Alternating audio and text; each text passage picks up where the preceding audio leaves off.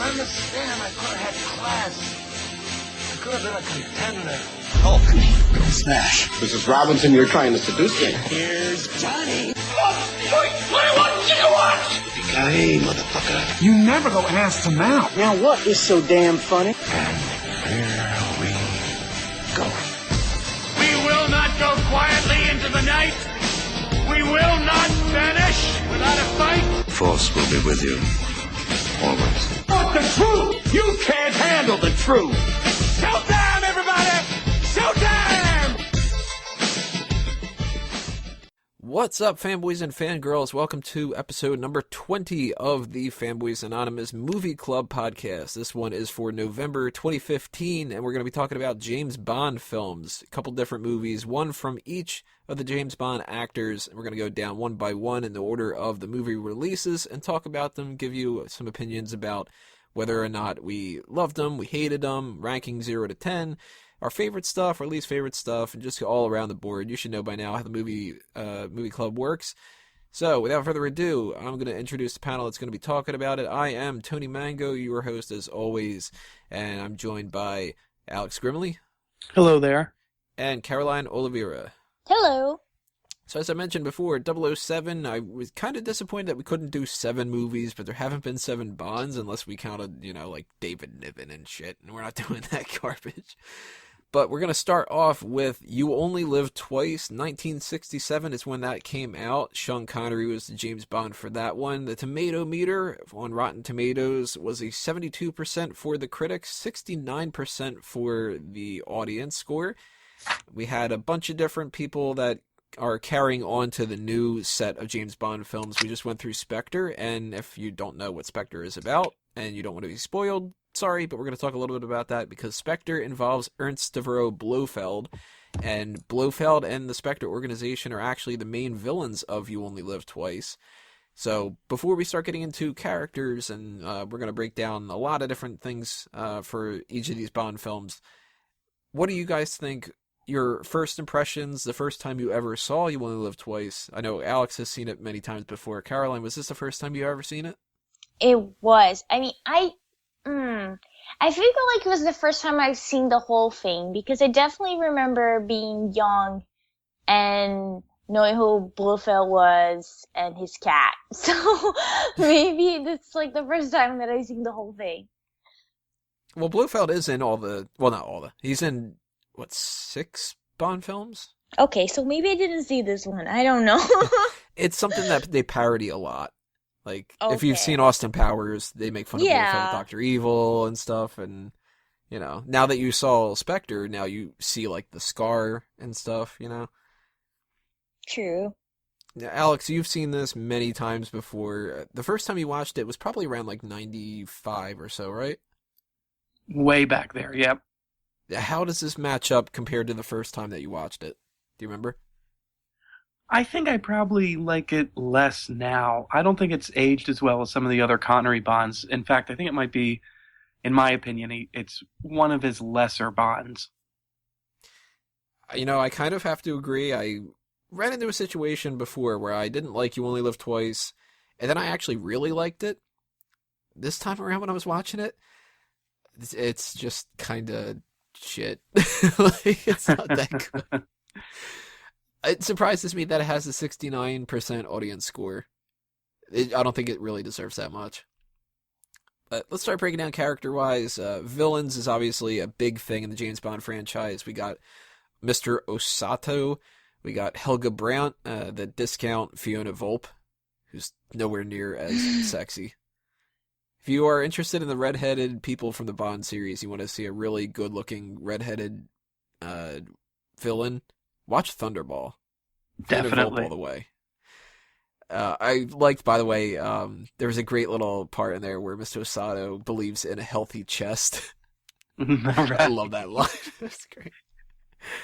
And our main villain is Blofeld. What do you guys think of the villains of this? Do they match up from what a standard Bond film should be, or are they underwhelming? I think I'm always puzzled that somehow a wealthy businessman gets tied up with international global terrorists. I mean, we're going to talk about probably the same thing happening in Man with the Golden Gun. The Mr. Osato character, kind of two-dimensional. Same thing with Helga Brandt. I wish we had seen more of her or gotten into her character. And we really don't meet Blofeld until the very end of the film. That is true. Caroline, what do you think about the villains?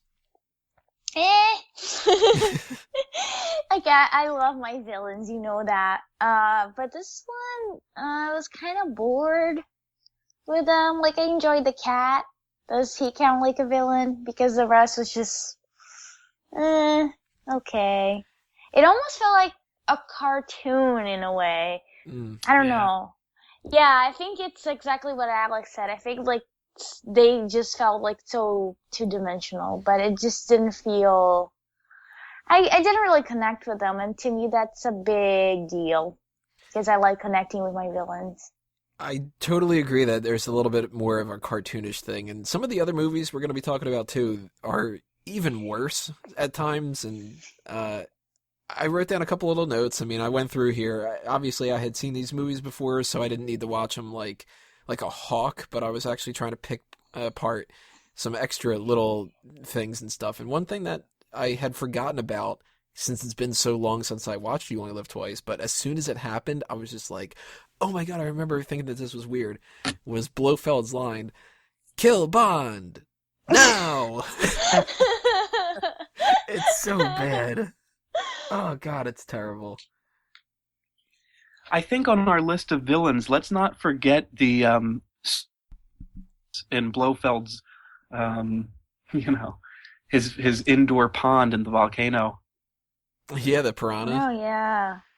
That's like one of those things that they ended up making a huge trope about the series, where it was just like the villain with his secret lair kind of thing, and they have the hollowed out volcano in this one, and it's a little over the top. He's got to kill people with piranhas and the falling like the bridge. Set, definitely iconic. And Ken Adam, who did the production design in some of these early Bonds, I think people go wild for these really elaborate, huge, massive, like you're describing, underground lair sets. One of the most interesting things for me watching You Only Live Twice this time was just some of the interiors. Mr. Henderson's sort of like modish Japanese bungalow, and then even Mr. Osato's office. The furniture design, the colors inside. I mean, I know this is kind of an incidental detail, but there's some beautiful images to look at in the film. Well, when they were going through this film, and they had like a big style change from some of the other ones, because it's primarily set in Japan. And, you take a Bond film in Japan, it's going to look drastically different from a Bond film in, say, like, Russia or something. Right. Do you guys think that it kind of it encapsulated that whole that atmosphere, or was this like that they're on a soundstage and trying to make it look like it's Japan? Yeah. Yeah, I would agree. The sense of place doesn't come through too strong, except in the music. Which is such a shame, because Japan is it's so rich in culture. I with other Bond films, I feel like I'm in the locations with them, and this one, exactly what you said. Like, I just felt it was in a soundstage. Well, before we get into music, because I definitely want to talk about music here, I want to kind of keep up this idea of the Japanese culture in this, because there's a lot of racism. Yes! Oh my god! And it's not only racism, it's also sexism, too. Like, 2 lines that I had written down that stood out to me. One was, "For a European, you are exceptionally cultivated." But then they've got, like, the Japanese people in the movie are, like, Bond gets fucking fake eyebrows and stuff? Yeah. God damn, like, what were they thinking? You could not do this movie now. No, I mean, we got to keep in mind, though, that, it's almost half a century old, this film, and back then, racism was just okay. It's true, but still, you got to imagine when they were doing this that they felt like assholes. This was back in the days when racism was okay. They were probably all high. It's okay. Well, when it comes to the sexism too, Bond girls, big part of the Bond franchise. We got Aki, Kissy Suzuki, and the giant pack of women that bathe Bond and what's his name? Tiger Tanaka. Tanaka, yeah. And there's two lines in that thing specifically. Tiger refers to them as my possessions. Mm-hmm. And he also says what I'm sure is Alex's favorite line of the whole thing, because we used to joke about this all the time. In Japan, men always come first, women come second, which we always used to add, if at all. Just making it a terrible sex joke. Oh. I love when he picks out the one girl, and he's like, "Oh, she is very sexiful." Terrible. Like, what the hell, man? Yeah, that's a new one for me. Sexiful.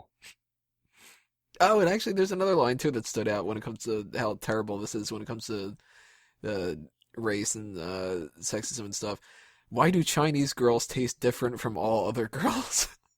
That exchange in the opening between Bond and I don't know who that girl is. The whole thing was kind of strange. She promised to give him very best duck. Is there not understand there, or? Yeah, he really goes nuts about the duck. It's just like, oh, well, duck is great and whatever like that. I sure hope that I don't get killed. Right. What did you guys think about the death stuff? Was that, like, just necessary or was it too awkward? Because it was filmed really weird. Something told me that when he died, I just had this inclination that when Bond died within the first 10 minutes of the film, that wasn't going to be the end of it. And it turned out to be right. You could have fooled me. They do weird stuff in this franchise. We got, they killed Henderson, and he came back as Blofeld. Yes, that's right. And cross-dressing as well. What did you think about the death scene, Caroline? Was that something that took you by surprise that they would, quote-unquote, kill Bond at the very beginning of the movie? Not really. I mean, this movie, like I said, like I felt like it was so much like a cartoon that I just went with suspension of disbelief and just like went with it. I'm like, okay, I'm not gonna really buy anything this movie shows me and just go with the flow. I just felt that it was probably some sort of gag, or I didn't think it too much of it, to be honest. What did you think about the duck? The duck. I mean, I gave you very best duck. And he's like, oh, thanks. Are you the one with the pig face? Oh.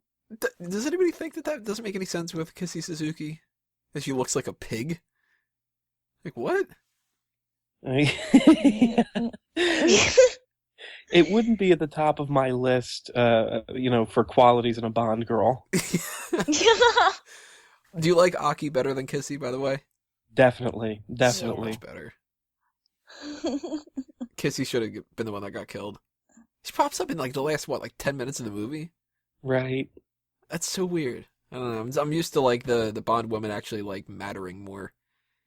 Yeah, and like Carolyn was also saying that that's kind of a terminal problem in this film. So many of the characters come and go, get killed in one scene, don't get developed. Yeah, you kind of just don't care. I mean, I didn't care. It's just like, okay, next. So theme music is something that we brought up. Nina Simone sings the main theme. I love You Only Live Twice theme. That's actually kind of one of my favorite Bond songs. It's not something I can listen to like on repeat constantly, but I think it's just awesome. She's amazing. I don't know shit about her, but Yeah, definitely one of my favorite Bond songs. And also one of the better John Barry scores. Doesn't stand out to me. I guess because it's all trying so hard to be Japanese. Yeah, well, totally. The music that they plays had to compensate for the sets.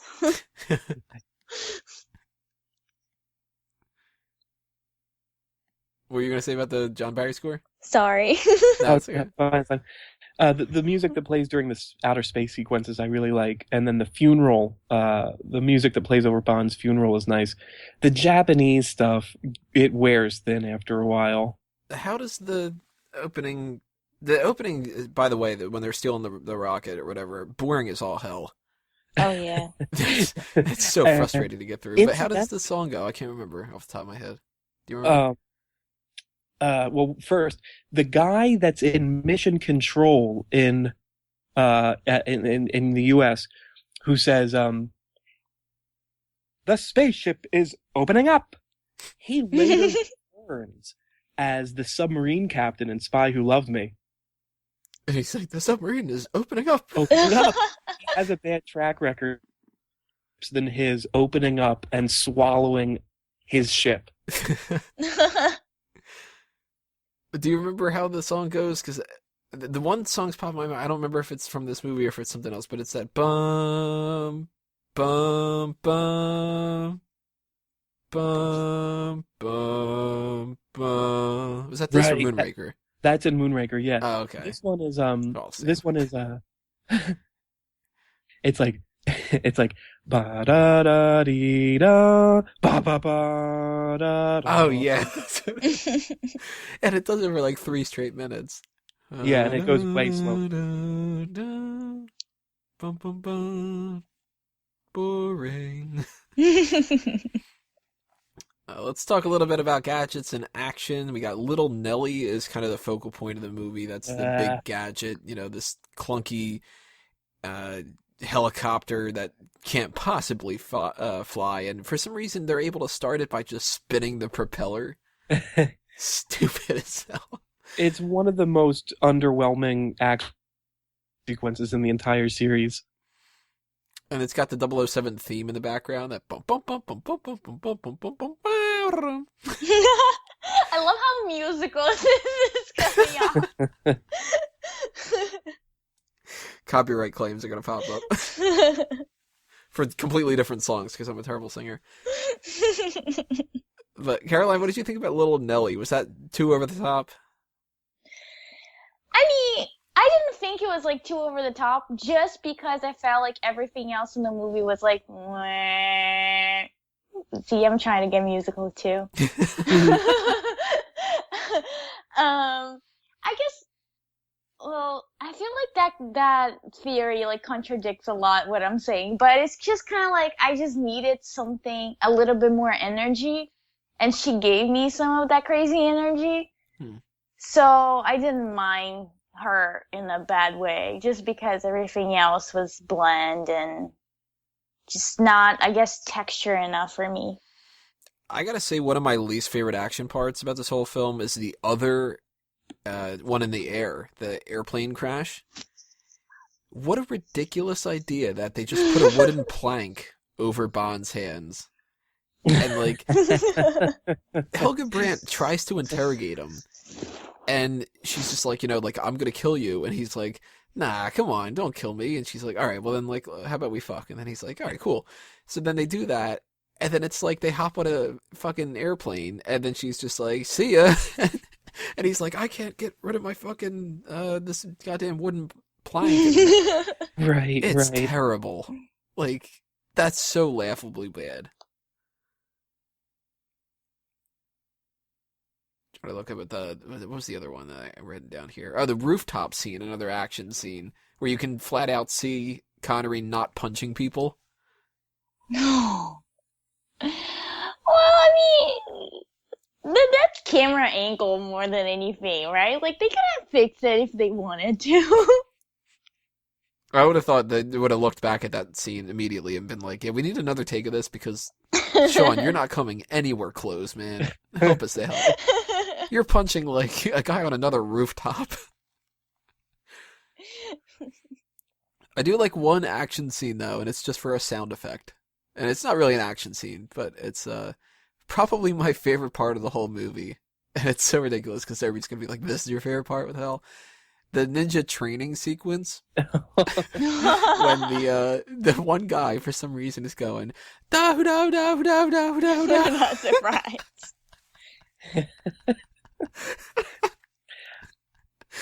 out of all the ninja stuff, the first thing that they tell you is to be quiet and sneaky. Right, stealthy.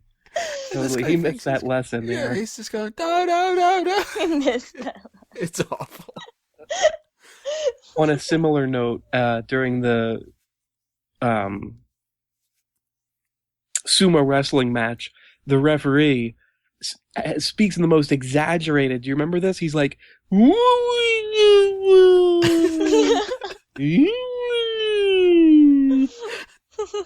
I don't remember that part of it, though. But I don't put it past the film to be able to do that. That's the thing.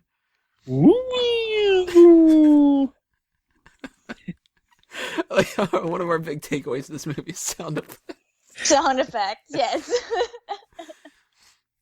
Our other gadget that we had was actually pretty cool, I thought. It was the cigarette that is like an explosive. That was alright. That's classic. I mean, they could have gone crazier, like another Little Nelly type of thing in the movie, and instead they kept that thing reserved, so kudos to them for doing that. We kind of broke down all the different stuff that I was going to go over like that. What do you guys think of Connery as Bond in this movie? Is he phoning it in? He said in an interview that he didn't like doing this one. No, it shows. Right. He does seem a little bored, but not nearly as bored as in Diamonds Are Forever. Yeah, well, Diamonds Are Forever's like, if you can get cheesier and weirder than You Only Live Twice, it's Diamonds Are Forever. Yeah. But more entertaining. I don't know. I'd have to rewatch it again. I haven't seen that movie in so long, but I don't remember loving that one. So, our last thing we want to do to round out You Only Live Twice here, if you have any favorite or least favorite parts that we haven't talked about yet, and what would you rank the movie 0 to 10, 10 being the highest? Caroline, I'm going to go with you first. Anything that we haven't touched on yet? Not really. Like, to me, the biggest thing in this movie was I was really bored, and it annoyed me that I just didn't really care about any of the characters. So with that, I'm gonna give it a 3. Alex? My favorite things about the movie are the sets and the music. My least favorite things are everything else. I'd give it a 3 out of 10. I'm going to go slightly higher and give it a 4 out of 10, and that's mostly just because I do remember a time where I did like it, so it's not the And the worst sound Bond film. effects. Yeah, the sound effects are, I mean, the Dahu Dahu guy alone is worth at least like 2 points. So, it's a movie that I would recommend to people to watch if you're watching all of the Bond films and stuff. You shouldn't skip any of them, except for maybe the one we're going to talk about next. But, Yikes. that's actually not even necessarily the worst one. If you watch a movie like a Dr. No and you like Dr. No, you'll probably like You Only Live Twice, because I consider Dr. No to be one of the worst ones, and one of the hardest to get through, too. So, if you like the campiness, the cheesiness, and the old Bond style and whatever, it might be your thing, but if you're more along the lines of somebody like myself who appreciates the movies that are kind of like the better structured ones and stuff, You Only Live Twice isn't going to be something that you watch twice. So, that's our first movie down. We've got 5 more left to go, and we're going to move on in the next part to George Lazenby's film, and only film, on Her Majesty's Secret Service. If you are watching this on YouTube, then you got to click on part 2. If you're on iTunes and Stitcher, you don't have to do anything, and we will be right back with part 2. Continuing on with the Bond films for the November edition of the Movie Club is our second one. George Lazenby's one and only movie, On Her Majesty's Secret Service, came out in 1969, only 2 years after You Only Live Twice. They already got rid of Sean Connery. Ended up bringing him back, though, because George Lazenby sucked so bad. And the box office stuff was pretty decent for this, but the reception was poor when it came to Lazenby, and Lazenby had apparently a lot of problems with people. There was something that I wasn't aware of until Alex brought it up to me, and I looked into it a little bit more, but the garlic story. You want to fill us in on that a little bit? Oh my gosh, this George Lazenby character was an arrogant son of a bitch.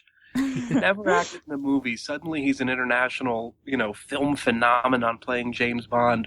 So, before one of the make-out sequences with Diana Rigg, apparently George Lazenby chewed on some garlic here for the Oh. scene. Yeah, they did not get along, and neither did Lazenby get along with like the producers and stuff. He apparently goofed off and broke his shoulder, or dislocated it, or broke his arm, or something. He had some kind of an injury where he was just like fucking around on a horse and fell or something, and he was just like a real ass, like. Oh. So before we get into the specifics of the movie itself, I want to continue on with this George Lazenby thing, and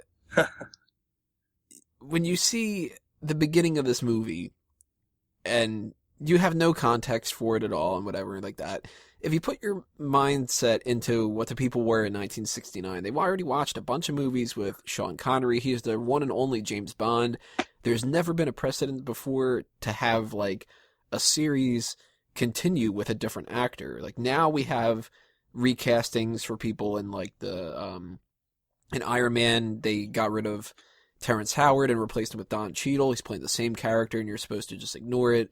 You've got the Jack Ryan movies where it's a different person almost every time and people just are okay with it and stuff. But Bond really started it out, and the first thing that you see is George Lazenby go, "Oh, this never happened to the other fella. Huh, remember that? Remember how I'm not Sean Connery?"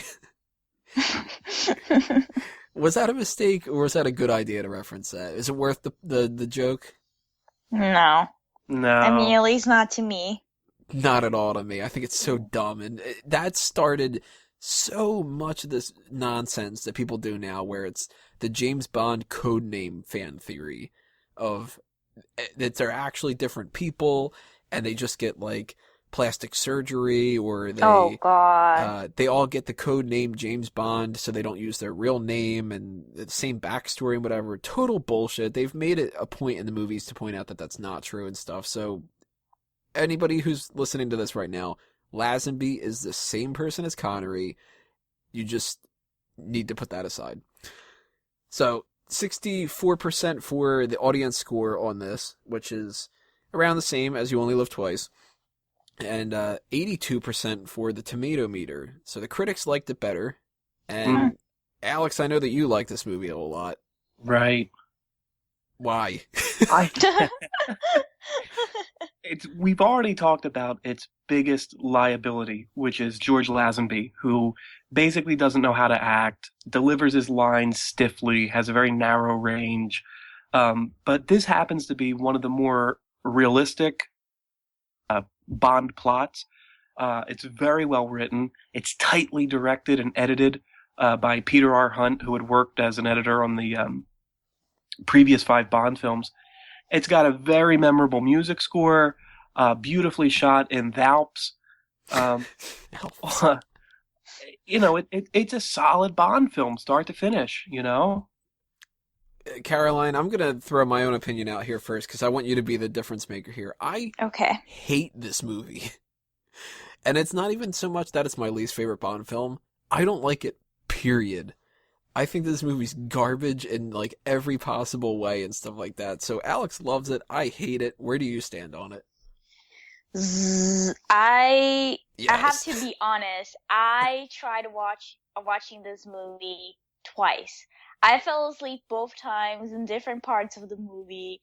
And oh my God, the good thing now is that next time I can't sleep, I know what I have to do.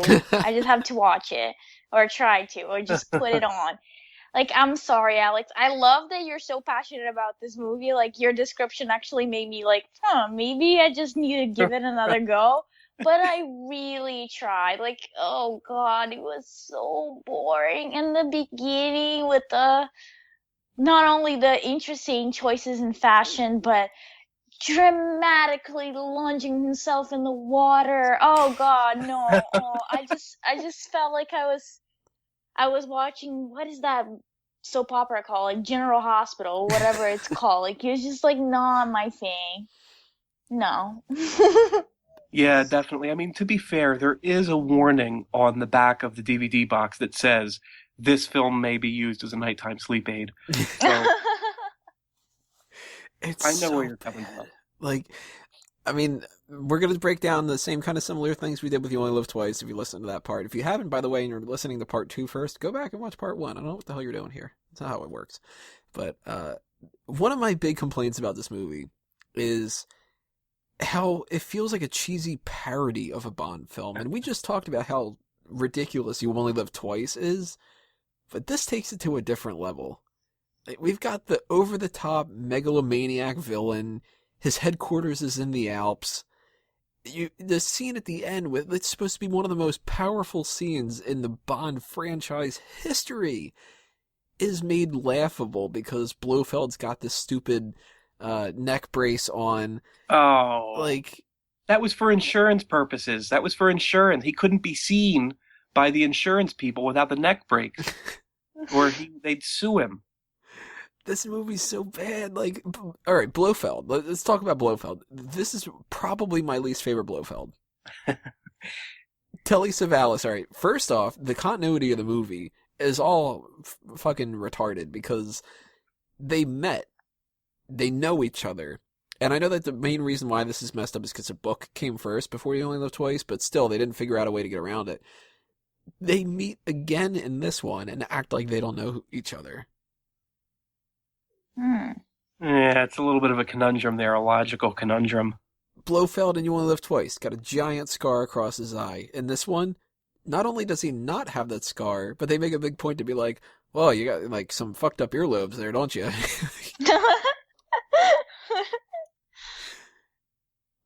I don't see how there's an argument for Telly Savalas as Blofeld. He's my favorite Blofeld. He seems he's worldly and urbane. He's one of the only Bond villains. One of the tropes in the Bond films is that the villain tries to seduce Bond's girl, and more often than not, the villain is some hideously deformed, ugly, overweight mutant type, like Carl Stromberg in Spy Who Loved Me, or even Donald Pleasence, You Only Live Twice. But Telly Savalas is one of the only Bond villains. You can actually imagine him putting the moves on Diana Rigg. He's got that velvety, deep voice, that glistening bald head. Those fucked up earlobes. Yeah, see, I buy Sean Bean, and we'll get to that with GoldenEye, but Telly Savalas is just weird, and like, I look at this as like, if you took elements from a bunch of Bond films and did it like the parody version, like Blofeld, my favorite Blofeld, I actually really like Christoph Waltz's. I might have to watch it another couple of times to see where he ranks, but my favorite is the one from Russia with Love. Maybe from Thunderball too, because they're basically the same, but I like the Blofeld that just seems menacing. This Blofeld seems jokey. And I liked Rosa Klebb in From Russia with Love, and Irma Bunt's like the discount Rosa Klebb. Yeah, she's a bargain bin, Rosa Klebb, for sure. We should make clear that the Blofeld you're saying you like in From Russia with Love and Thunderball is not an actor. He's never seen on screen. Exactly. He's an arm. An arm and a cat. Yeah. Aww. But he's so much more intimidating. I mean, once the cloak had come off and we had seen Blofeld in You Only Live Twice, I think they're humanizing him. They're showing, he talks about enjoying watching the sunrise. We're getting to know Blofeld. We're sitting next to him on that posh couch he has in his Swiss restaurant up there.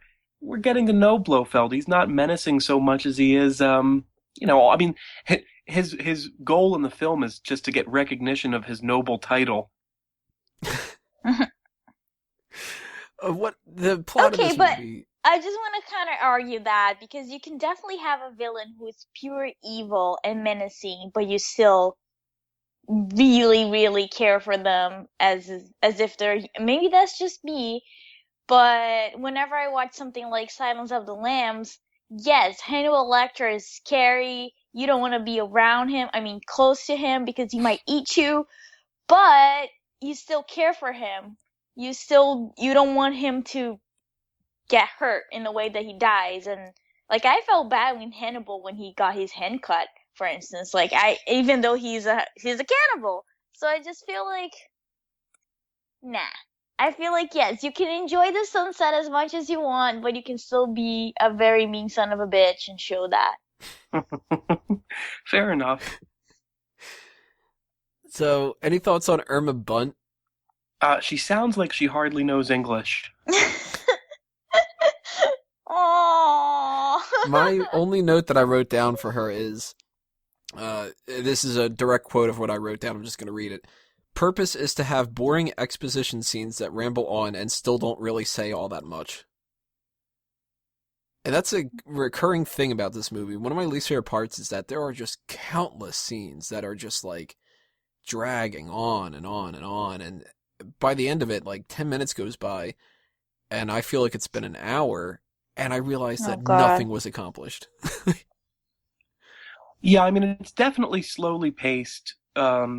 It's more sort of operatic than some of the other Bond films. It was the longest Bond film, all the way up until, I think, Casino Royale at 2 hours and 19 minutes. I mean, it takes its time, elaborating the plot. And also, keep in mind, I mean, the marriage story is not handled lightly. I mean, it does come off now melodramatic, and I have a theory about that we can get into later. But there are almost two different stories going on, and the film gives both of them equal time and equal weight. So it unfolds slowly, but there's a reason for it. It's a main aspect of the character that he gets married, he falls in love this one time. This one time. Okay. What's your theory about the love thing that you were talking about? Oh no, the theory about why the film doesn't come off as well as it ought to. It's the weightiest sort of Bond plot, the most until some of the Brosnan films that add depth to the character. This was the most sort of up close and personal we got with Bond, and it's just coincidental that they happen to have the worst, most wooden Bond actor in the whole series. It was almost like they misplayed their hand with this one. They had one of the better scripts and one of the worst actors, and so it's a kind of balancing act. The film sinks in certain parts, but the script, the plot holds it up, I think, a little bit. So when I look at the Bond girls and the whole spectrum of the whole series and stuff like that, obviously there's no way you can mention them without mentioning Tracy and stuff. But Tracy is somebody who I'm not that fond of. And it's not so much Diana Rigg, and it's not even so much her lack of a chemistry with Lazenby or something like that, but I don't really love her character all that much. I do like a couple parts, so I'm not going to shit on every single thing about this movie. I like how she admits, she says, Teresa was a saint, I'm Tracy. I like the one scene, actually probably my favorite part of the movie, if not my second favorite part, is how she forces Draco to tell Bond the information that he wants. And she's doing it to make sure that Bond's actually interested in her, if he's just using her to get the information. I was like, all right, that's pretty smart. So what's up with this relationship? She's mad, Bond slaps her, and then she's okay with it, and then she's just sort of like, well, I love you. And he's like, oh, I love you too. Like, how is this justified? What the hell's going on here? All we get in terms of the explanation is a montage with a love song. And it's terrible. Yeah. Oh, and well, we get a little bit of an explanation when it comes to Draco saying, and this is, again, the time period, what she needs is a man to dominate her, to make love to her enough to make her love him. Oh, God. Like, Jesus, God, man, like... And the whole subplot just gets dropped midway through and focuses on stuff like the shuffleboard and curling and whatever, and it's like, that time period you could have been used to actually build up, like, any actual chemistry between the two. I don't see it at all. I think that it comes down to the fact that maybe they're just not good actors, and since they had so many issues on set, as you guys were saying, maybe they just couldn't get past that, and what we got in the movie was the best that they could do. I wouldn't put it past them. Alex, do you have anything that could, like, argue in favor of this? Can you try to save this love story?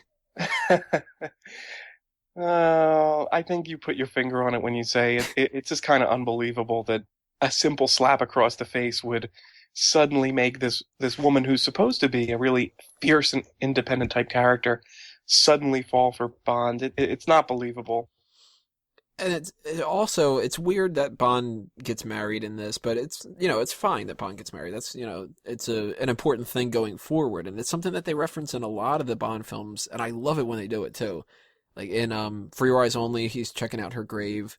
In The Spy Who Loved Me, there's a great part where Anya is like, they're doing a little like tit for tat, like he knows a bunch of stuff about her, and she goes like, well, I know a lot about you. I know that you were married once, and he's like, that's enough. I love when we're going to get to it in License to Kill, there's a reference to that. Even in The World Is Not Enough, which, by the way, World Is Not Enough gets its name from this movie. That's the Bond crest. There's a little scene where she says something, Elektra says, have you ever lost anybody and whatever, and Bond just kind of looks off to the side and just goes like, all right, let's change this conversation kind of a thing. So I like how they built this in, but I just feel like it's like, man, the weight of her death at the end means so much more than anything that actually happens with their relationship. Like, I'd feel so much more if I felt like they actually cared for each other. And Lazenby's reaction to her death isn't quite convincing either. No, it's all right. It's all right. No, it's fine. We were gonna go kill ourselves. So, another weird thing when it comes to the women in this, all the Bond girls in Blofeld's place, in particular, the annoying one, Ruby Bartlett, the annoying girl with the glasses. If it's not weird enough that we've got a new Bond and that they're marrying him off and whatever like that, he pretends to be gay. What do you guys think about that? Because not that there's anything wrong with, any, they could have, they had Mr. Went and Mr. Kidd, and it was like, whatever. And if there were gay characters in the Bond series, I wouldn't give a shit or whatever like that, but it's like, as far as I know, it's the only time that Bond's ever acted gay.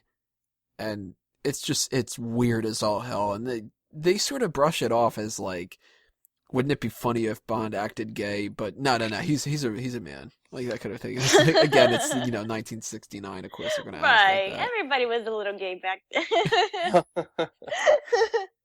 I do love one line though. They say, "Is there anything wrong?" And he goes, "Just a slight stiffness coming on." Right. It's funny.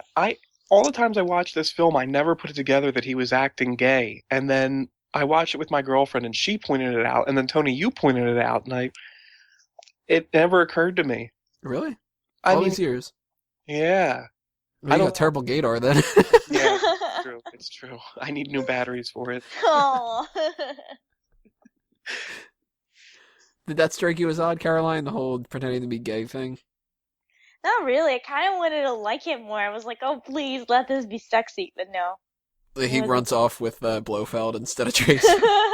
Now that would be... With his glistening head. Throw Blofeld in the water and... No. He's like, I really like your name, Blofeld. Oh, God. This never happened to the other fella. Theme music is something we should talk about. This is the only Bond theme, other than technically Dr. No, that doesn't have any lyrics to it. Oh, yeah, that's true. I mean, I haven't seen all of them, obviously, but... So we went a little sing-songy and You Only Live Twice. Anybody have any ideas of what they would pitch for On Her Majesty's Secret Service being sang? Oh, God. I'm not even gonna try. Go, Alex, go! On Her Majesty's Secret Service. I love the main theme, though. I think it's great. It's one of my favorite, just instrumental type of things that they've got out there. And they did a little variation of it for the trailers for Spectre, and that kind of made me mark out a little bit. Any thoughts on that, Alex? Definitely. This is probably my favorite John Barry James Bond score. Super memorable, beautiful, hummable, really memorable electric guitar that we get. Or there's like an electric bass, like a funky James Bond theme in the opening pre-title sequence. It's a very there's some lame songs, there's some Christmas songs, regrettable Christmas songs. Yeah, but we're instrumental score, excellent. We have to talk about this because there's two other main songs in this. It's We Have All the Time in the World, which is kind of the main theme of this, and that's the love theme and whatever like that. And do you know how Christmas trees are grown? Fucking terrible. That is the worst part of maybe any Bond movie ever, is that freaking song. And it plays so long in this. It does not shut up, and I can't stand it. Like, it's ear grating. It's so goddamn terrible. I hate it so much. They deserve to... I don't know. I hate it. I hate it so much. I will say this, though. We Have All the Time in the World is a pretty decent song. Although I think it feels weird in the score. And you were talking about John Barry's score. You don't think that comes off a little bit odd? Like, it doesn't feel like a Bond movie to me. No, definitely. The way those sequences are shot, in other words, when it appears in the montage, you mean? Yeah. Well, I mean, there's like little flutterings here and there and stuff. I mean, Barry handles it, I think, pretty well, takes the melody out of it, orchestrates it, but when the Louis Armstrong version appears in the montage, it definitely feels like Carolyn was saying, like a soap opera or something. The way the scenes are shot, glowing in light, it's really cheesy. What do you think about the Christmas tree song, Caroline? Oh man, I have like faint memories over. I don't like Christmas music as is. So to me, it was just like, oh, I'll go back to sleep now. Did anyone catch? I mean, how are Christmas trees grown? I think that's how they say it. So I want to point out a couple of little random things when it comes to like gadgety action kind of stuff. I don't have a whole lot of notes for that. I don't know if anybody else does, but too silly. The bobsled thing. Come on. Yeah. Well, I mean, it was a bobsled chase. It was terrible. But and that's like how you're supposed to assume that Blofeld is like taken out of the picture? Listen, they're up in the Alps. They got a lot of time to kill. They play some winter sports. If I wanted to watch bobsledding, I would watch Cool Runnings. I think this film was the inspiration for Cool Runnings. Well, here's another gripe I have about this movie. Since everything is in the snow for so long, it's just like this bland one-note scenery, and I can't tell the difference between some of the action sequences. Like, does that scene with the, he had a lot of guts, was that before or after the, scene with the shed? I think it's before. There's some, wild coincidences that happen in the action scenes that Bond meets up with Tracy, who's suddenly in the Swiss Alps after she's been disappeared for 35 minutes. Oh, then you could get the best action scene of the whole movie, where Bond sits and reads Playboy. That's a very tense scene. Now, I know you know the song that plays in this one. How did that one go? Yeah, okay, so we're talking about Gumboldt's Safe Break. That song wasn't included on the original score, came out on the Bond Back in Action CDs in the 90s. It goes ba ba ba ba ba be da dum ba ba ba ba dee da da da da dum for like 6 minutes straight. Yeah. It's unbearable, man. I don't know how you can listen to that stuff after a while. So we're going to pass this around again like we did with You Only Live Twice. Some of the things we haven't talked about, favorite, least favorite stuff, and a 0 to 10 ranking on here. Caroline, I'm going to start with you. What do you think? I'll give it a 1 just because he put me to sleep. And that could be a good thing. So that's why it has a 1.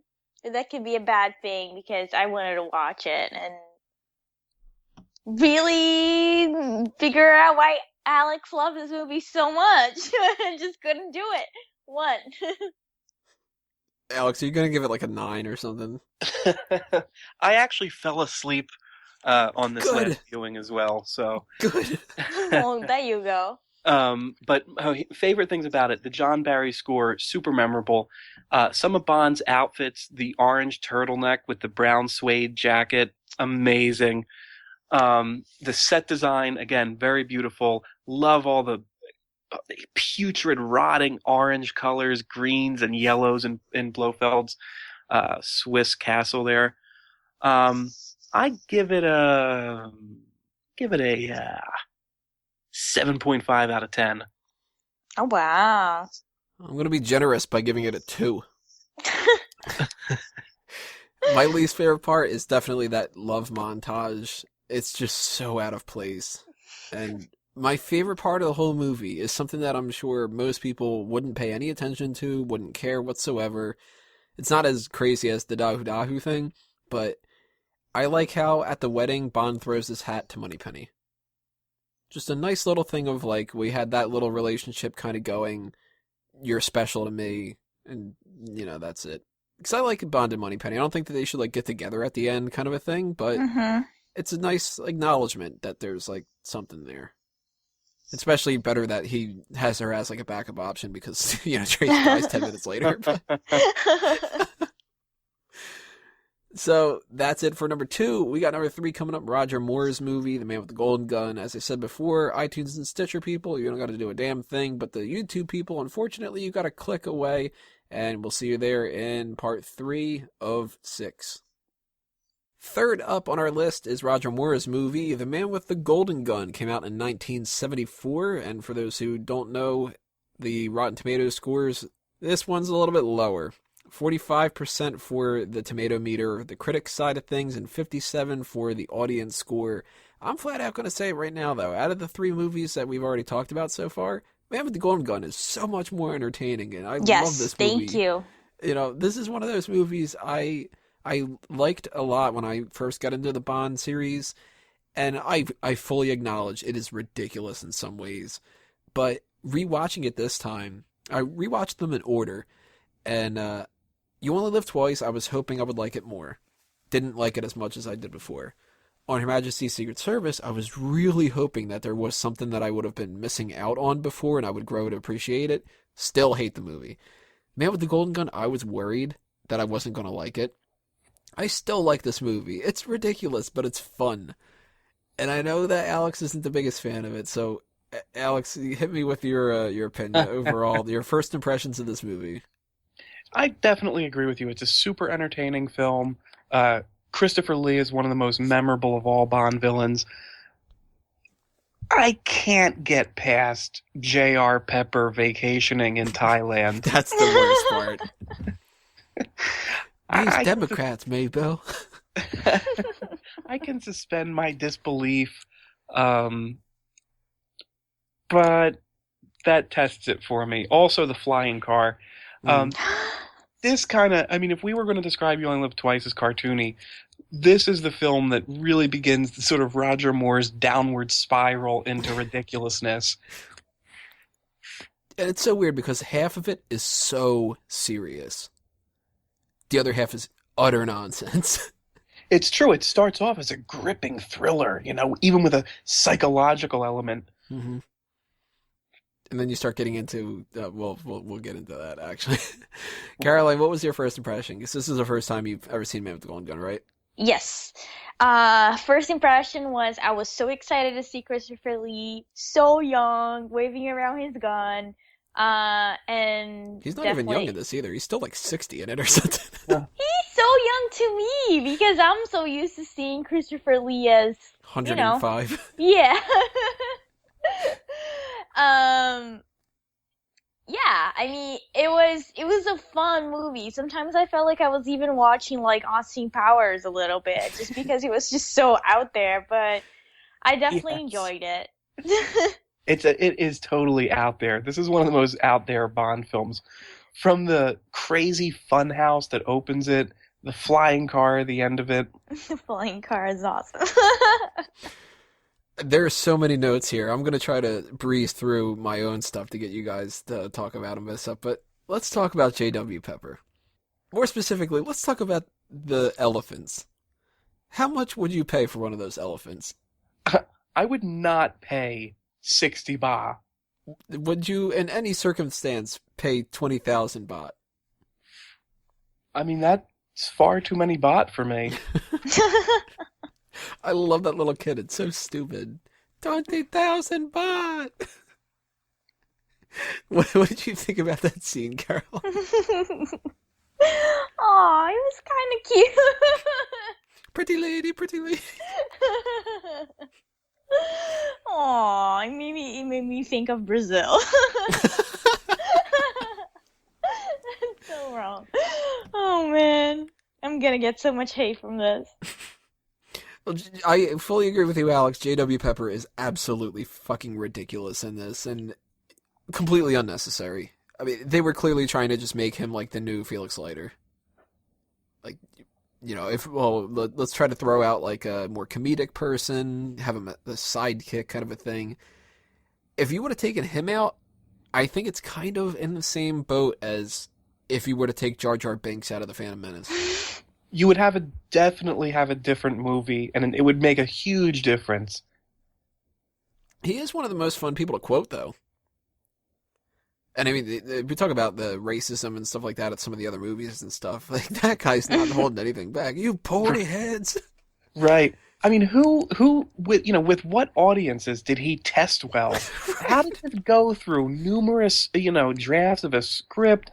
They bring him back. They enter into contract negotiations. He's got all this leverage. They want him back. They're going to give him millions of dollars to be in this one. How did this happen? How did this get through so many otherwise sensible minds? It had to be the South. Had to be. I mean, they flat out say in this one, I gotta get me one of them cute little elephants. Well, these Democrats. Like, and it's just all, I never thought of that. Yo ass.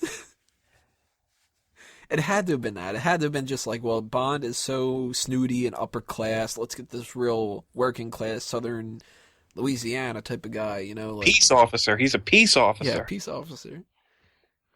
He's terrible. But he's not only, like, the only weird thing that happens in this. We have one of the little sidekick kind of people of them, not necessarily the little one, we'll talk about him in a minute, but one of Bond's allies is Hip, and he, on his own, is fine, although I argue he should have died. I think that he should have been killed at some point. Just because? Yeah, he deserved it. Well, see, one of those things in these Bond films that I think is something that should carry over to almost every one of them is that there should be somebody on the ally side that gets killed. And we've got, like, You Only Live Twice, they kill Aki. And in, say, like, you go with, like, Goldfinger, they make a point to, like, kill some of the villains and stuff to make it seem like, well, even the villain sidekicks can get killed off and whatever. We'll talk about License to Kill. I mean, that's, like, a bunch of people get killed in that one and stuff. I think Hip being killed could have been a good scene to be, like, to up the ante. But they wouldn't have killed him off if they had introduced these stupid characters of his nieces. What was up with the nieces? Again, a totally insane decision that you wonder how it got past these people. They're basically there to fill up space to I don't know if it's being played for a laugh or what definitely. I'm supposed to think of it. The music even points out that it's a laugh because it changes and it's just that do.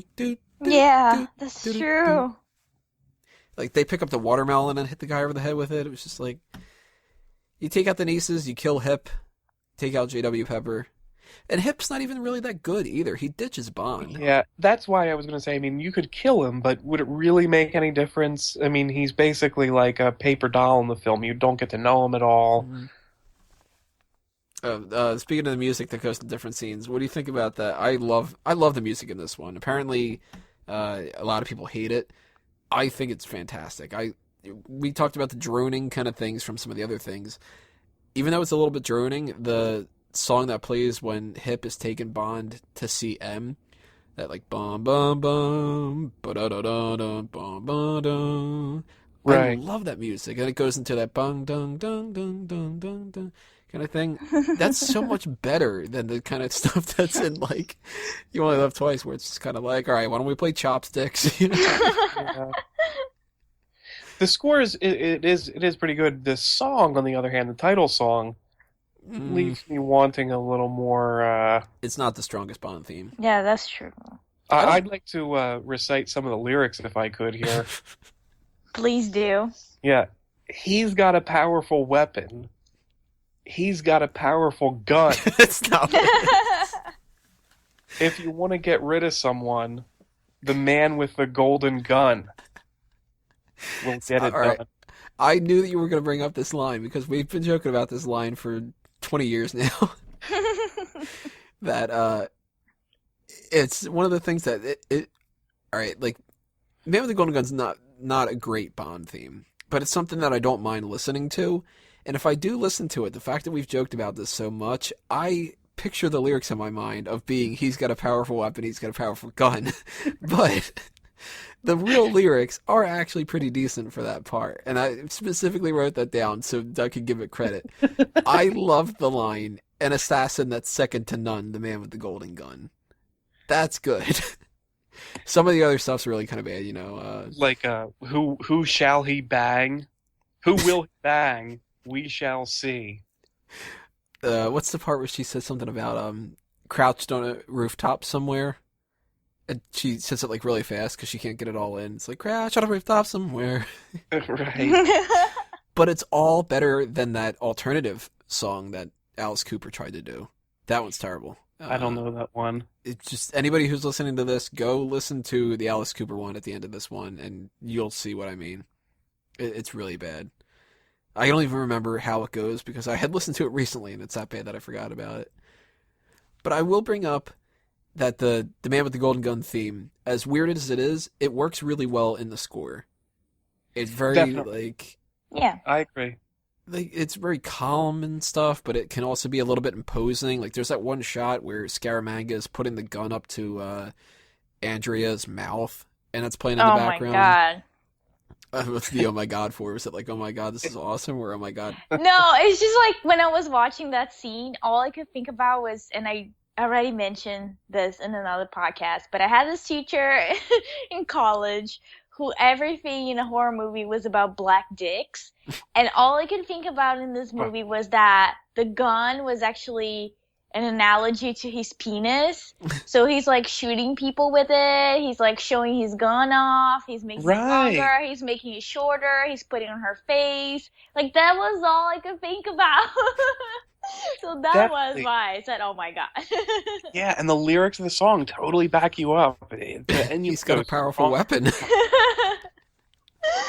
But wait a second. How did the black dicks play a role in this? Oh, no, it's just because he reminded me of my instructor. Everything about horror movies was black dicks, like everything. And then when I saw this movie, I was like, oh my god, I'm turning into him. It's about gold dicks. It's about golden dicks. The man with the golden dick. Showers. Okay, I'll stop. Well, they do say that, I mean, he's got that third nipple, which is going to be a sign of great sexual prowess. Oh, this is ridiculous. Like, from top to bottom of this film. Yeah. That third nipple thing was totally unnecessary. It's so dumb. It looked like gum, like, stuck in his chest. It was great. Another weird thing about this, though, I want to get back to Scaramanga a little bit later, but I want to keep this on the topic of stupid things. High Fat. Really, his name is High Fat. A bit of trivia about that. Apparently, in an early draft of the script, he had a twin brother. I'm not making this up. Had a twin brother named Low Fat. Aww. Well, see, then they wanted to change it up, and they were like, well, maybe he won't be his twin brother. Maybe they'll be just partners, and he can be Low Cal. I think they went with Low Main. Well, the janitor in the background, little known fact, he's actually low maintenance. Oh my god. A weird, stupid thing in High Fat's situation, the statue scene, that was ridiculous. Where they come alive? Yeah, that was clearly some kind of like writer's room note where they're like, wouldn't it be funny in a Bond film if statues came alive and tried to kill him? And it turns out it's not. Yeah. They tried it, and it turns out. Incidentally, with Man with the Golden Gun, the sumo wrestling scene, we've watched every Bond film featuring a sumo wrestling scene. Well, because there's only the two of them? Yeah. I was like, for a second, like, oh my god, maybe I fell asleep in more movies. Right, I was sitting there going, I don't Because remember I this. had more. And, you know, don't remember this in Casino Royale. Sumo wrestling scene in Skyfall. Remember? Oh, that'd Sumo be Royale awesome. is what we were watching, right? What do you guys think about Nick Nack? They never explain why he has a French accent. It's just because the actor does. I don't know. I mean, like, do you think the casting director was like, well, we need a guy who's 3'6", but he's got to have a French accent too? So they had to have seen him in Fantasy Island and just were like, this guy's got to be in here. Yeah. Right away, Monsieur Scaramanga. If you kill him, all this be mine. Ha! I fooled you. I love the peanut scene. He's eating the little peanuts. Yeah. He's got the I tiny mean, little yeah, gun. Like it Tiny little just reminds me peanuts. of Mini-Me, like Austin Powers. I just can't. I love it, but it's so. I don't want to say bizarre because that's not the word that I'm looking for. It's over the top, but God bless him. I like him there. How stupid, though, is that end fight? Like, the movie has this good climax of a situation, and then they just go to the boat, and it's suddenly Nick Nack is chucking bottles of wine or something. I don't know what kind of damage he thought he was going to do. And in terms of Bond putting him in a suitcase, I understand that it would have been kind of like cold-blooded or whatever, bad PR if Bond had killed a little person, But I think it's more humiliating to pack him into a suitcase.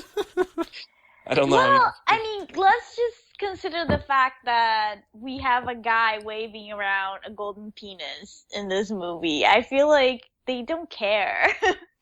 That is true.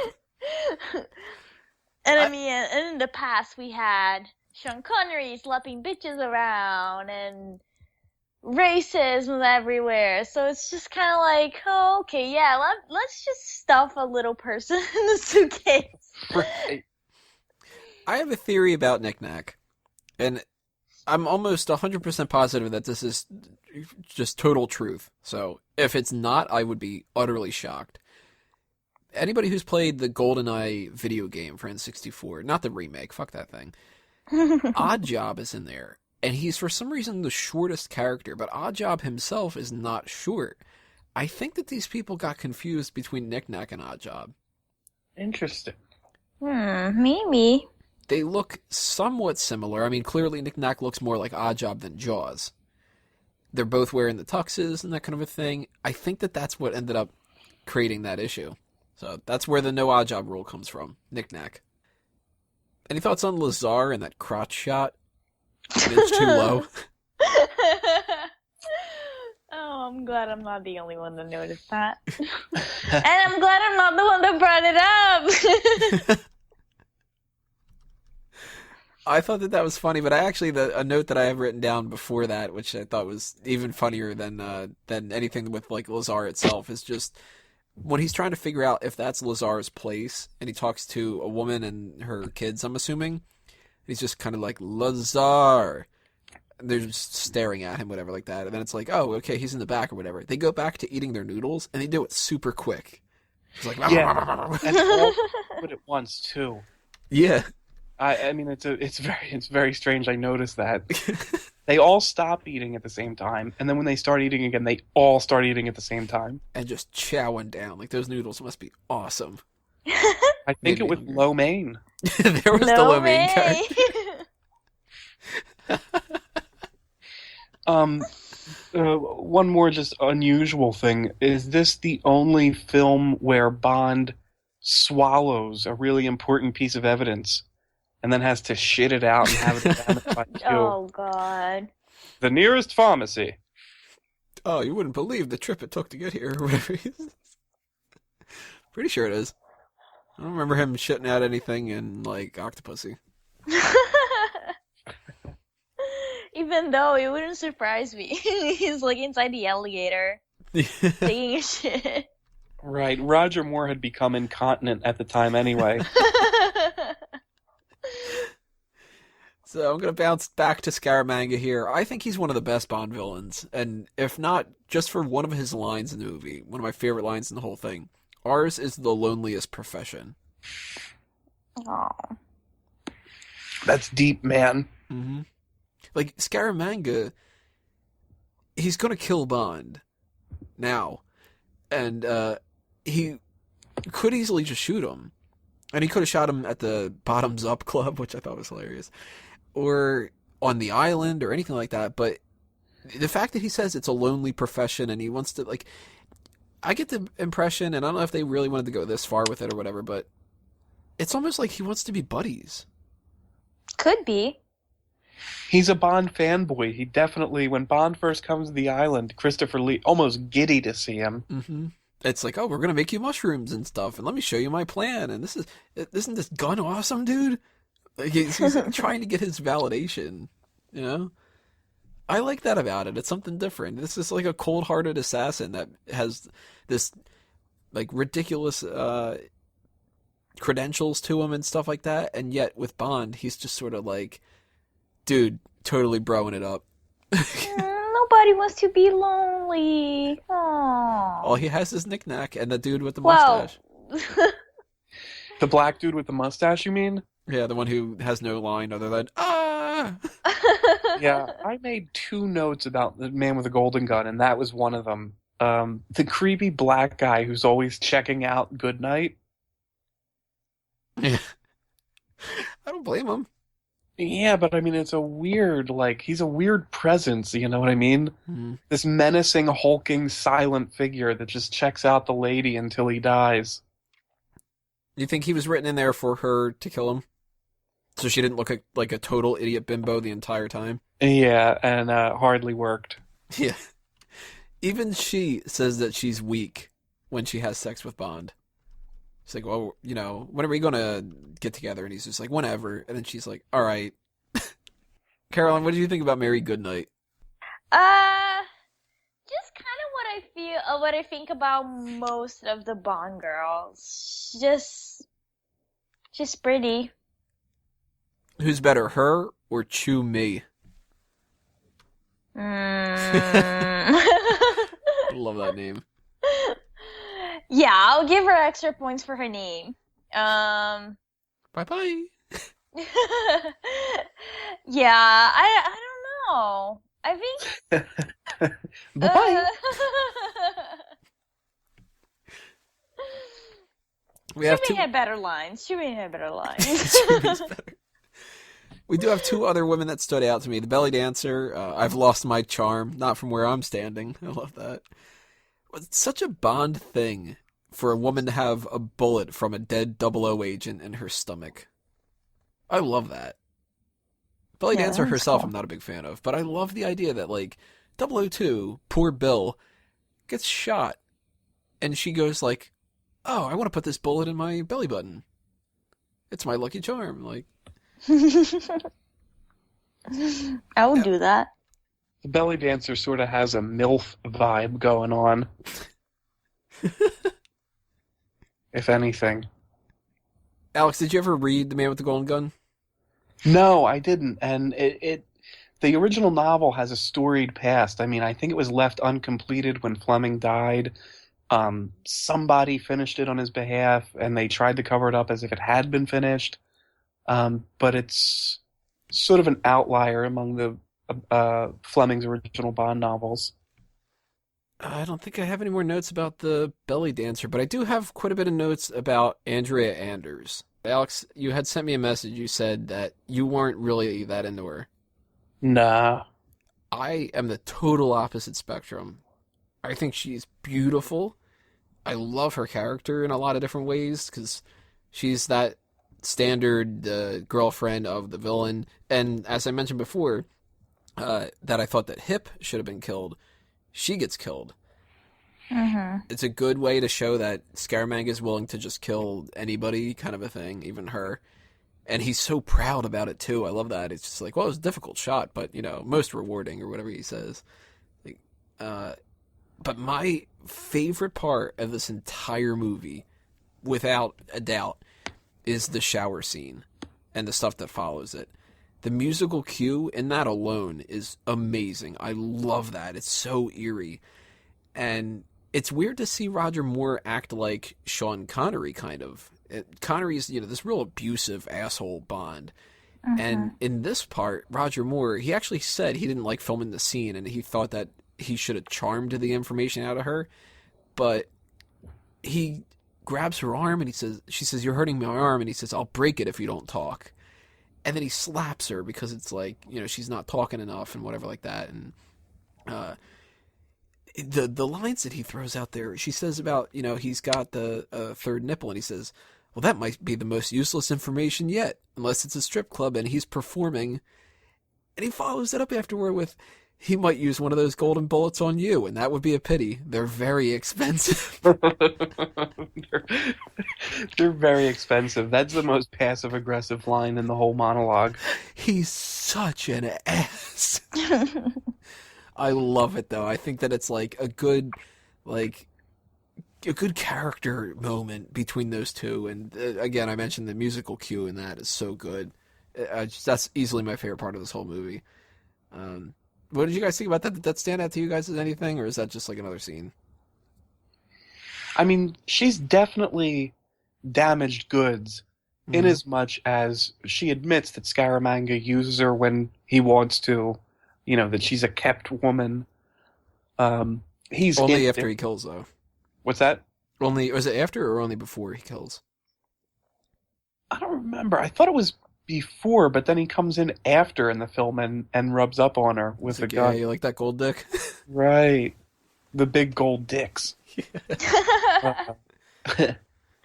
I'm glad I got that point across.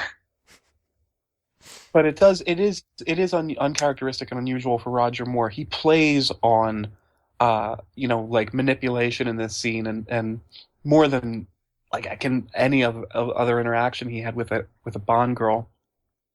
He's kind of conniving and manipulative. It's a very dark relationship between the two. Did you like that kind of side of the things, Caroline? I did, just because I get sick of the funny guy all the time. Just want to say that I am not pro violence towards women none of us are at all. No, that's not what I'm trying to get across here. That's not why it's awesome. No, I know, yeah, but I know. I'm just saying that because I know that sometimes I come across as a crazy person who enjoys violence a lot. It's not the case. It's daring to take a tough position like that in today's society.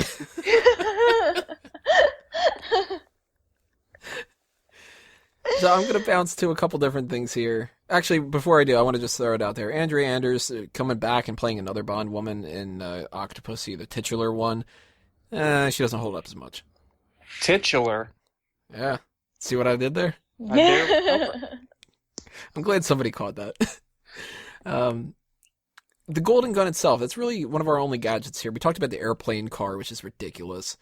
And that stunt jump with the little whistle that they actually said afterward that they regretted doing, thankfully. It's such a shame. I mean, that is one of the most amazing stunts. They did it entirely, in real time, with real cars, real stuntmen. I read, I think on the Wikipedia page, 50 years later, not 50 years, but relatively recently, they tried to re-stage that stunt, couldn't do it. It was that difficult, that impossible seeming, and basically ruined by this ridiculous kid's toy whistle. But what do you guys think about the Golden Gun?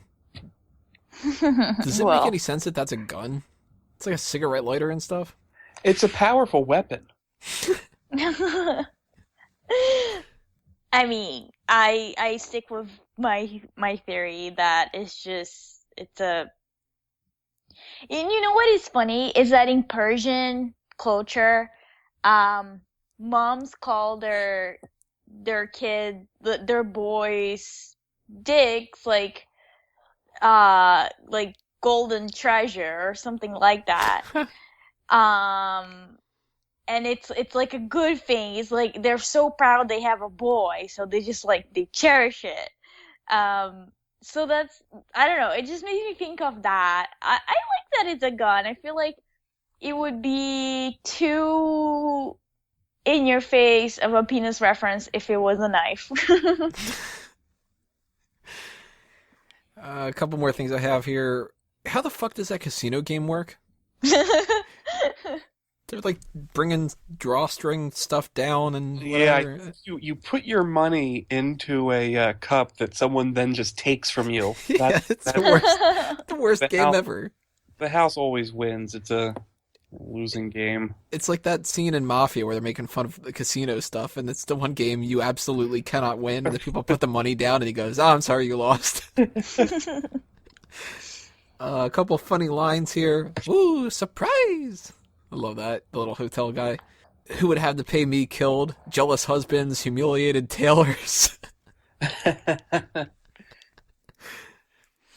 And, actually not a funny part, but actually something I want to bring out too. My last little note here. The duel.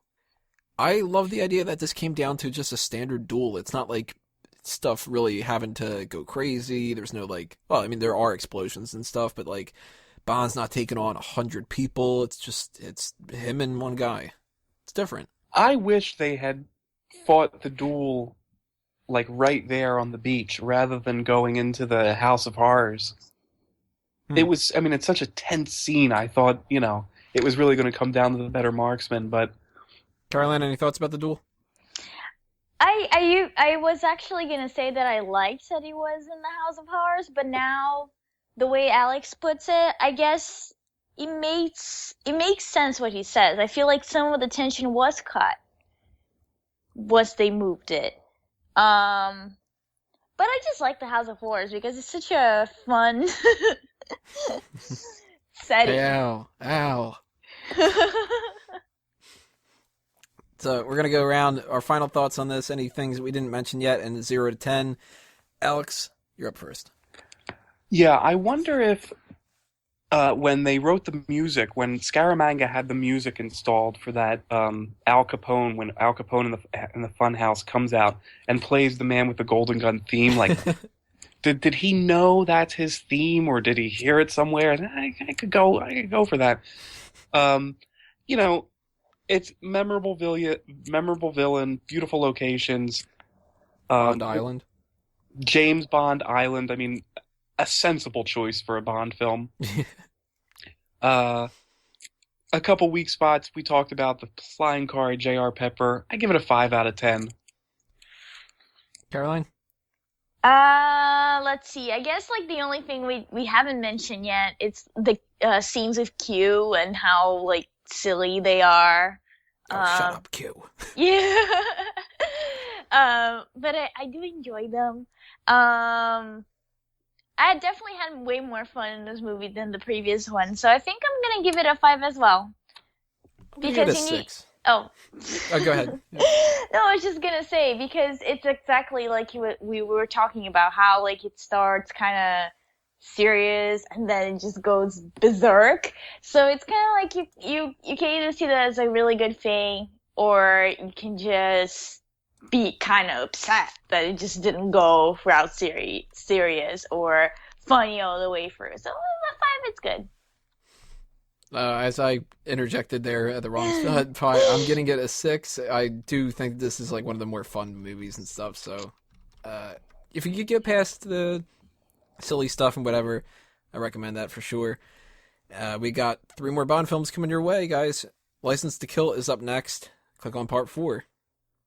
Movie number 4, License to Kill. You can spell it with a C or an S. Either way, it stars Timothy Dalton. One of his only 2 Bond films, came out in 1989. This is something I got to pick a bone about here. The Rotten Tomatoes scores are 77 for critics and 59 for the audience. A 59, and I'm going to argue that they're wrong. I think that this is one of the best Bond films, and I also just want to jump right into this topic here because I think it's really important. This is probably the Bond film that should have the widest appeal. It's so similar to Lethal Weapon and so many of these other movies from the 80s. Why don't people like it more? It's hard to explain. I mean, it's an A-characteristic Bond film. There's little in the line of gadgets. He's doesn't wear a tuxedo for most of it. I guess it didn't meet audience expectations about what a Bond film should be, or maybe stiff competition, like you say, from other action films that year. See, I argue that like they check all the marks. Like, We'll break these down a little bit later, more depth and stuff. But gadgets, we've got the signature gun, the Dentonite toothpaste, a bunch of other silly kind of things. We've got a Bond theme that sounds like a Bond theme. We've got two major women. They're both beautiful. He does wear the tux. He plays cards in it. You've got a villain who's awesome. You got these like sadistic deaths that happen in there. Like, what do these people want out of this movie? I don't get it. It's so good. It's one of my favorite ones. And anything stand out to you, Caroline, is like weird about this? Like, what was your first impression of this movie? Well, I have to say, before I watched the movie, I saw the ratings on Rotten Tomatoes. So I was kind of like, okay, let's do this, but not really expecting anything out of it. I thought I was going to hate it, but I actually enjoyed it. I feel like the main thing is that it didn't feel like a Bond movie so much for me. Like, it wasn't, like, the villain wasn't disfigured in any way. It wasn't like this elusive figure. It was like kind of like a drug lord. So, and talking about DEA, and it was set in the Keys for the most part. It wasn't like in a extremely exotic location for the American public, I think. I don't know, like, I can't really think why. And then I was also reading that some people are really upset about the violence in this movie. Sharks, hello, they're awesome. I don't understand. Like, they're the best deaths in the movie. But I don't know. Like, it was weird to me because I actually liked it. Violence is definitely a huge thing about this. It's the first Bond film that got PG-13. They've all been PG-13 after that, and that's partially because that's where PG-13 sort of started coming around. But easily, the like most vicious deaths of Bond films. We got probably I would consider this the worst. I don't know about you guys, but Milton Crest. His head explodes. Yeah, it expands before it explodes. Right, and it sounds like a balloon popping. It's just like, that's brutal, dude. You get to see a guy's head expand and blow up, and blood goes all over the place. And it's like, oh man, like, every freaking villain in this movie, and even some of the heroes and stuff like that, they don't get a decent death at all. They are all getting ripped apart by this cocaine shredding machine, and a couple people die by sharks. You got even the good people like Truman Lodge, a decent guy, sorta. He just gets, a chest full of lead. I love Killifer's death, the old buddy. He loves that line, old buddy, by the way. I lost track of how many times he said it. There's a couple of times in that, though. But they play that one up for laughs with Sharky going, what a terrible waste of money. Is the violence too much, Alex? No, I think it's just enough. I mean, it suits the story. Bond is working outside Her Majesty's Secret Service. It's a revenge story, personal revenge. Off Her Majesty's Secret Service. Original rejected title, off Her Majesty's Secret Service. What about you, Caroline? Is it just pushing it too far? Because I know you're into the horror stuff. Like. Yeah, no, I loved it. Like, I got excited over it. Like, yeah, no, it's not. And I feel like I think like it was just a big deal because it was back then. I don't really think that would have been a big deal if it was now, to be honest.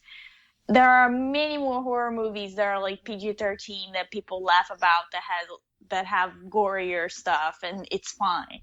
So it's all good. I would say bring it more. So one of the most violent parts about the movie, it kicks off the whole thing. Felix Leiter, who has been in many Bond films at this point, he is getting married to Della, and our titular, not titular, it's not, he doesn't have a license to kill. Sanchez, our main villain, he totally fucks up Felix's life. I mean, he takes away his leg, he takes away his wife, ruins his career, you were kind of assuming. I mean, it's like the end of the Felix Leiter storyline and whatever like that. Dark way to start off a Bond film, but before we get into the actual, like, stuff with Felix and whatever like that, I want to throw it out there that this was something that happened apparently in Live and Let Die, and they took it into that. Now, Live and Let Die, it's funny enough, the guy who played Felix Leiter in Live and Let Die is the same one who played him here. One of the only people, other than Jeffrey Wright now in these films, to play him twice. So that's a fun little trivia note there. I thought that was pretty interesting. I would actually say that he's probably my favorite Felix, other than maybe Jeffrey Wright, but do you have a favorite, Alex? I like the Caribbean Beach Felix Leiter in Thunderball that has the sunglasses and the Hawaiian shirt, but Jack something, I think. Maybe Jack Lord. A lot of people like him. This is a great Felix. You don't think he's too old, right? Yeah, it's a little unbelievable that he's going to be jumping out of planes with gray hair, but, I'll buy it. What do you guys think about Sharky? Another in the long line of aquatic-themed black Bond helpers that meet a tragic end. Yeah, it's the weird. The first one was in Dr. No. Quarrel, right? Yeah, Quarrel. Quarrel Jr. Where does Quarrel Jr. in Live and Let Die? Live and Let Die, yeah. Quarrel Jr. and Sharky. His name really was Sharky. One of our other heroes in this movie is actually Q. He's a field operative. This is most that he's ever gotten to do in any of these films, and I actually really like that. I always loved Desmond Llewellyn as Q. He's by far my favorite Q. And it was cool to see him kind of get in the thick of things. And also it's funny, I didn't notice this until I was checking out the IMDb stuff on the trivia. Out of all the times that he keeps telling Bond, you got to bring this back in pristine order and stuff like that, he uses that rake, just throws it away. Q's a dick. It's so good. I love it. Let's talk about the gadgets. We're not talking about Q. Why not? Signature gun, they brought that back for Skyfall. Dentonite toothpaste. Love that, used sparingly. The explosive alarm clock, guaranteed never to wake anybody up who uses it. The laser flash camera, this is, it's classic Bond stuff. Does anybody have a favorite out of those that they like? The toothpaste is very terrible. The toothpaste? Yeah, the toothpaste, I think it's the coolest. I love the toothpaste too. That's so good. We're making it universal. The toothpaste is the best one. Action sequences, we can talk about a lot of different ones. I just want to point out one of them, and then you guys can kind of bounce around here. But the random swordfish bar fight, I love how generic it was, where it's two people start fighting, so everybody in the bar starts hitting each other. Are there any action set pieces that stand out to you guys? The one piece that I like that is kind of dumb, and I'm almost 100% sure that it's not even real, but it's in the beginning of the movie when they wanna get the plane to, and I don't know what they're trying to do. They're trying to arrest the guy, but he's in the plane, and they try to take the plane with them as they're driving another plane. And the plane just kind of limps in the air after a while. I thought that was pretty cool. I'm pretty sure that that's not even, that wouldn't happen in real life. But I was like, yeah! I felt that they were both going to fall. I don't know. But it was cool. I like that one. I know it's stupid. I know Alex likes that scene, but for a different reason. He likes the quote at the beginning of it. Sanchez in the Bahamas. And the other one, too. The Michael G. Wilson one. Oh, wait, what is it? If they hurry, they might just be able to catch the bastard. Oh. If they move now, they might just be able to grab the bastard. In terms of action set sequences, the tanker chase is pretty amazing. And the ending of that with the giant flame of the genuine Felix Leiter. Right. The fact that it's the flame goes up higher than it could possibly ever do. It's another brutal death. Getting set on fire, then blowing up with your own cocaine. God damn. As one does. Yeah. Well, if you're going to be in Rome, Yeah, typical Friday night for Sanchez. Lit on fire and blown up. Cool thing about that tanker scene, for those who don't know, if you listen, the bullets that ricochet play the Bond theme. Oh.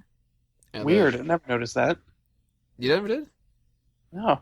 Oh, it's so cool. It goes, it's about like midway through it or something like that. It just goes ding, ding, ding, ding, ding. Cool little thing that they threw out there. I like that. Actually, you know what? That's going to bring us into the theme music and all the score and all that other kind of stuff. Gladys Knight sings the main theme, License to Kill. Yeah. I think it's one of the best Bond Love themes. So good. It's so like, it's a theme that I appreciate so much more as time goes on. And I remember a couple months ago or something like that, I have about 4,000 songs in my collection. I like to put it on shuffle and just, listen to whatever. And a lot of times I won't be in the mood for certain things. And, I'll hit shuffle 10 times in a row before I get to something that's decent. But I remember I'm like just kind of waiting for a good song to pop on, and License to Kill came on, and I was just really feeling it at that moment. And I was just like, God damn it, I would rank this probably in the top 5 Bond themes. It's a great song. Her voice is just, so powerful. I can't say the same about If You Asked Me To. The Patti LaBelle theme at the end. I'm trying to remember. So many songs! So many beautiful black women singing. Alex, what do you think about If You Asked Me To? It's forgettable there at the end. I mean, coming off of Living Daylights, where they had an end title song, or a couple of different songs that are worked into the musical score throughout the piece, throughout the film. It was like they built tension with having all these themes play, giving them the different characters. The song just kind of pops in there at the end. I don't even think it was written for the film. I don't think so. There's a Celine Dion version of it too, but I really It's like sort the of- beginning of it. Remember the beginning? No. It's that do do do do do do do kind of thing. That I really like. I mean, the rest. Oh, that Yeah, one. the rest of it's like blah. But I will commend the Michael Kamen score. That's so good. I love that one. And it's weird too because they had John Barry for all these movies and stuff. They passed along to Michael Kamen for one film. Eric Serra comes back in Goldeneye. We'll talk about that in the next part and stuff. And then they went back to they kept David Arnold for a couple movies and stuff. I think Michael Kamen did a good job for this, and he might not have been able to do great Bond themes going forward. Maybe it was like a one-shot thing, but I like the score for Lethal Weapon, and I love the score for this too. I would rank this up high on the score list. Well, I'm not familiar with the soundtrack of Lethal Weapon, but I did enjoy the soundtrack in this movie. I mean, I tend to like most of the soundtrack in the Bond movies we watch, to be honest. I'm not really picky about my music, I guess. But they never really take me out. They go with the action the way they should. And it feels really classic to me, which I appreciate because I don't think I'm ready to see like full on like techno music on a Bond movie or something crazy like that. Like I just like how classic he feels. Don't watch For Your Eyes Only then. Really? It's a disco score. Oh, well, disco. Okay. It's fucking terrible. Alex, any thought on Michael Kamen? It's a good score. There aren't very many memorable themes in it, but it complements the film well all throughout. So let's move back into the villain side of things. Sanchez, one of my favorite villains. Funny guy. He's got a good belly laugh. He keeps making people laugh constantly in the movie. This guy tells jokes like it's his fucking job.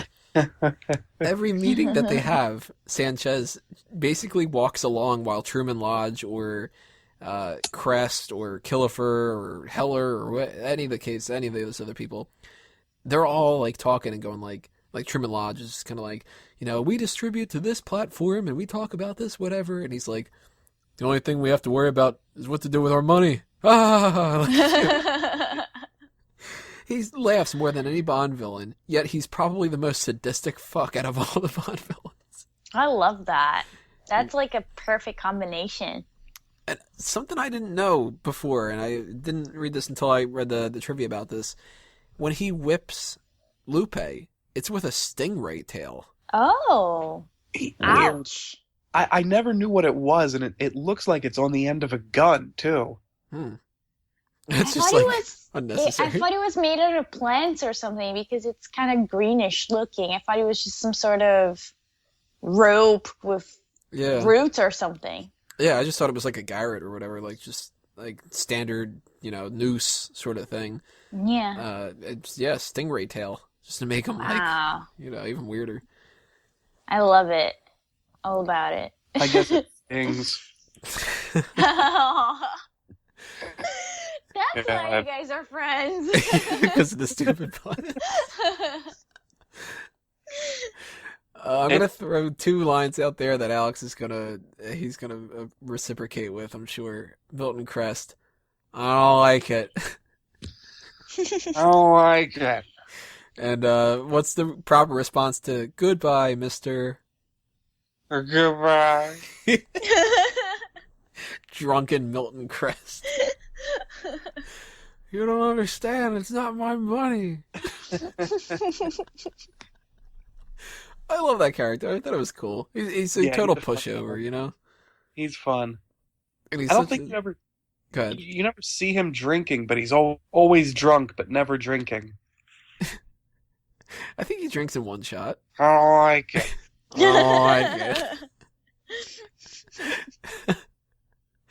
Killefer and Heller, we can all agree they're just like, who cares, right? Yeah. What do you guys think about the drug fundraising thing? Bless your heart. That was terrific. Yes. I love the story behind it too, that they would use that as like their money laundering scam. Totally. I think things like that in the film really hold up to this day. Like, it seems so sensible. You can imagine that behind those kinds of ministries, is money laundering, prostitution. The whole movie, I think, is very reasonable. Yes. Like, this is a drug dealer who has a shit ton of money because everybody's into the drug trade. And we got that side plot where Hong Kong Narcotics is like pissed that Bond's going to take it away from them, and Heller is somebody who is going to maybe sell some of the secrets to the government, and it's a wide, like, net of people that it casts and stuff, and it all makes sense. Like, even Dario is this young guy who got into the right gang and is just like that sick fuck kind of guy. So of course he makes his way towards the top. He's the dude that's willing to kill anybody and do some kind of stupid quips at the end. You're dead. Benicio del Toro. Is it weird looking at Benicio del Toro that young? No. Oh, he's so sexy. He's intense. He says a lot with his eyes. He doesn't die really well, though. He gets shot, and it's just like, ugh. It's okay. It's okay. It's all forgiven. One of the worst deaths is him just being like, like, I don't want to be a part of that. Like, fucking Pam's just like, are you alright? And Bond's like, switch the bloody machine. God damn it, Pam. What do you guys think of Pam, by the way? Actually, one of the stories that I wanted to bring up here, or not one of the stories, one of the fan theories and stuff like that I had come across was that every Bond film that ends with a different actor ends in a way that it could be the series finale. Like, You Only Live Twice, he sort of gets married, and kind of like he takes care of Blofeld, and, it's sort of like he's pretending to be dead, so maybe he gets away with it that way. On Her Majesty's Secret Service, you got the death of Tracy, he's left the business kind of thing. Roger Moore's final film, A View to a Kill, doesn't really apply that much to it, but he's just old as fuck and he has to leave. License to Kill, though, it ends with him with Pam, and they had thrown out the reference at Della's wedding where she says, did I say something wrong? And it's like, well, he was married, but it was a long time ago. I love that part. And it's like Bond kind of has found another person that he can be with. She fights with him, but, it kind of tests him in certain ways and stuff. The Pam character, would that be a good person for Bond to end up with? Definitely. I mean, she holds her own against him. Yeah, she's feisty. She's not a bimbo. She actually has more than two dimensions to her. So, yeah. They really, I'll give them credit to this. We were talking before about the other films and how, like, sexist they are and how, like, Bond's smacking women to get information and all this stuff, which thankfully they don't do anymore because then nobody would be able to identify with the Bond character. And here's a good transition where instead of Bond doing that, Lupe's character falls head over heels for James, you know. But Pam, she's arguing, she's standing up for herself in a lot of ways. She's trying to take charge in different situations where it's just kind of like, you know, I saved your ass, that kind of a thing. They go a little bit overboard in trying it sometimes, but it's good to see somebody who's not just like a total bimbo like Mary Goodnight. Goodnight is just a disgrace to her gender compared to Pam. Lupe's kind of more on the normal Bond spectrum. Yeah. You know, do you guys think that Lupe... Here's something I wanted to bring up. They killed Della, they hurt Felix, they killed Sharky. And I said before that there should be people who die to make the stakes go up. I'm actually glad they didn't also kill Lupe. It's kind of different to see the girlfriend not have to have a terrible life and die afterward. I agree. Yeah, and I kind of like how he ended too, with the two girls are there. That's nice. And Bond makes his choice. Yeah, exactly. And Right. he goes for not the obvious choice. I'd have gone for Lupe. Oh God, come on. Who would you have gone for, Alex?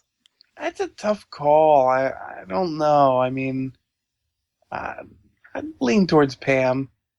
Oh, fine, I'll take Lupe all for myself. Lupe's kind of potato though. I'll eat that potato. Okay. It's a hot potato. Oh, she got into the drugs. She might be a twice-baked potato. Here you go. God.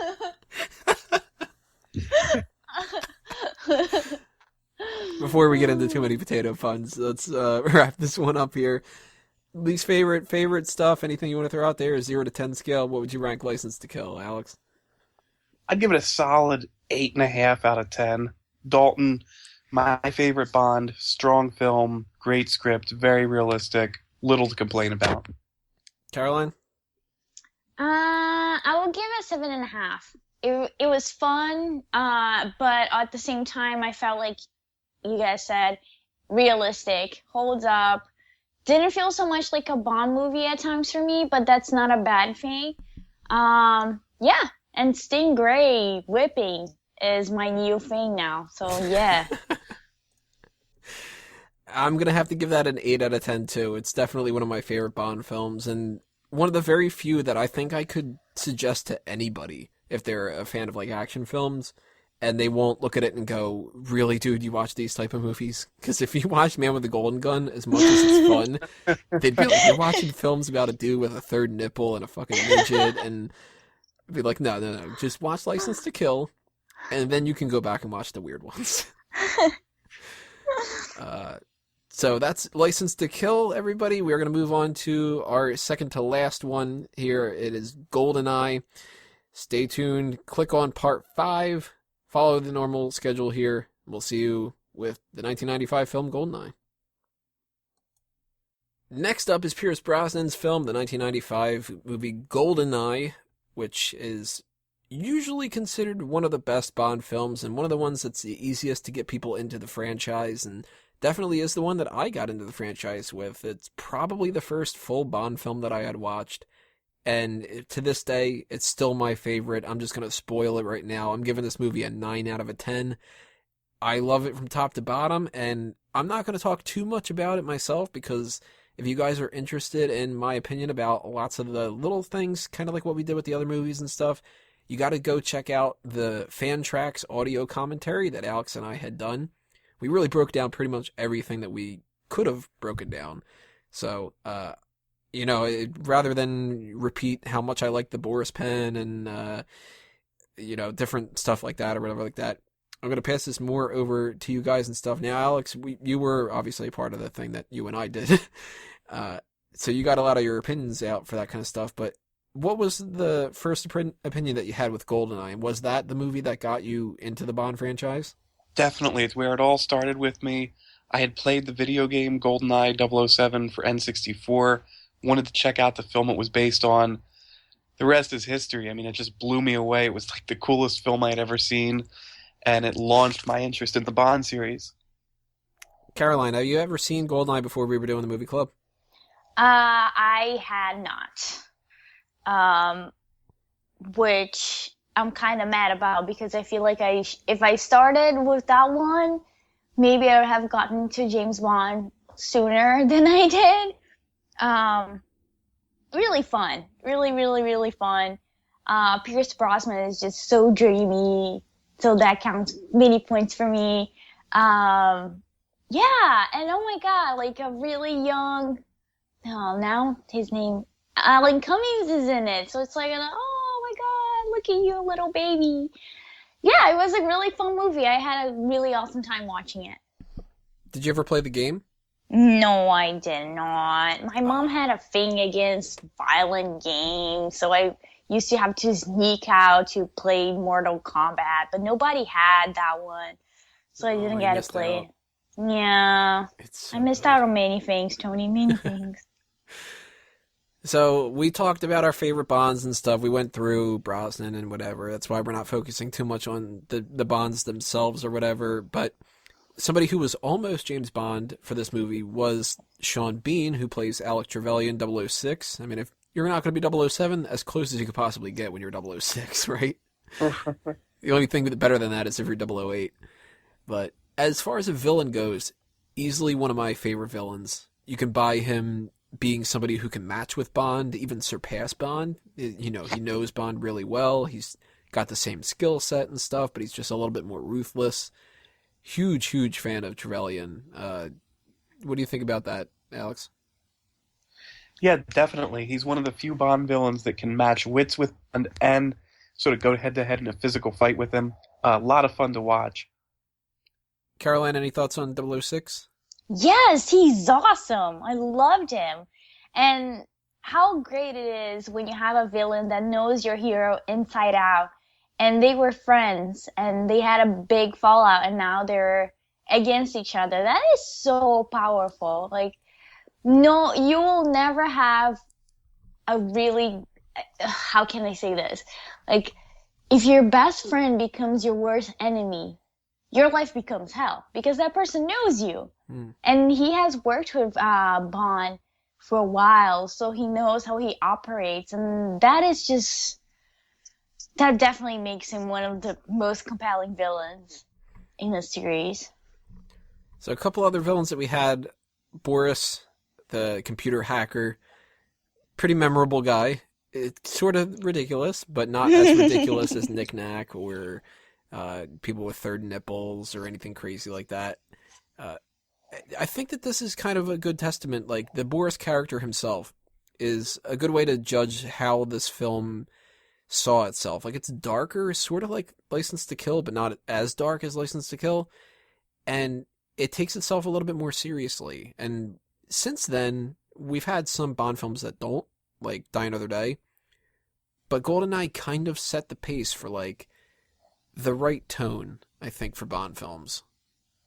Like, Boris is funny, but he's not a joke. He's just an eccentric guy. It's like the whole, like, that old saying, like, you're not laughing at him, you're laughing with him. Like, he's a quirky character, but he's not a mess.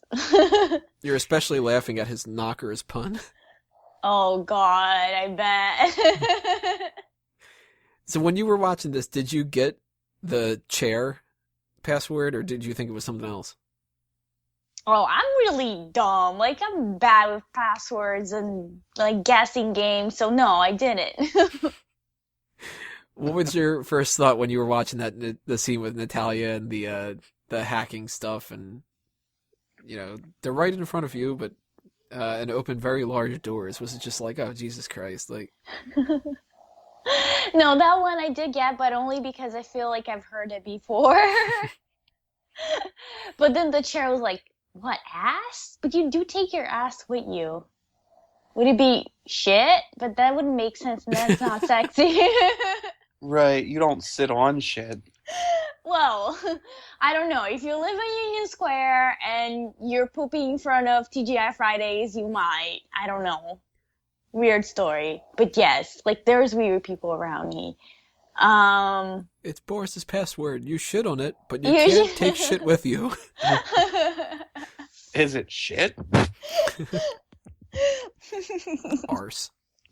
Puts arse in there. What did you point out, Tony, when we did the commentary that, like, Natalia knows how many letters it is and she keeps putting in 4-letter words or something? Yeah, chair is 5 letters, and she puts in butt, buns, I think is one of them. Rear, I think she might even put in there. And arse. I'm surprised she didn't try fucking rump. It's like, you're missing a letter here. It was going to be like butt 1 or something. Butts. Yeah, butts. She's a little weird. How does she measure up for the scale of the Bond girls? She's got stiff competition against Xenia in this film, who's one of the very best, fiercest Bond girls. She's so crazy. I love her. She's all legs. She's so, like... leggy. Now, when we were talking in the commentary about this, I want to get your opinion about it, Caroline, and see if you agree. Xenia, when she kills people, is she having an orgasm? Yes! Of course Okay. she is! Okay, it's not just us. No. She's a complete psychopath. Like, of course she's getting sexual gratification out of killing people. Yes. As one does. As one does. Speaking from experience, when I killed people, I'm here doing this podcast, but this is, it's earlier, an unusual week, yes. You did a couple podcasts, but earlier today you had to ventilate someone.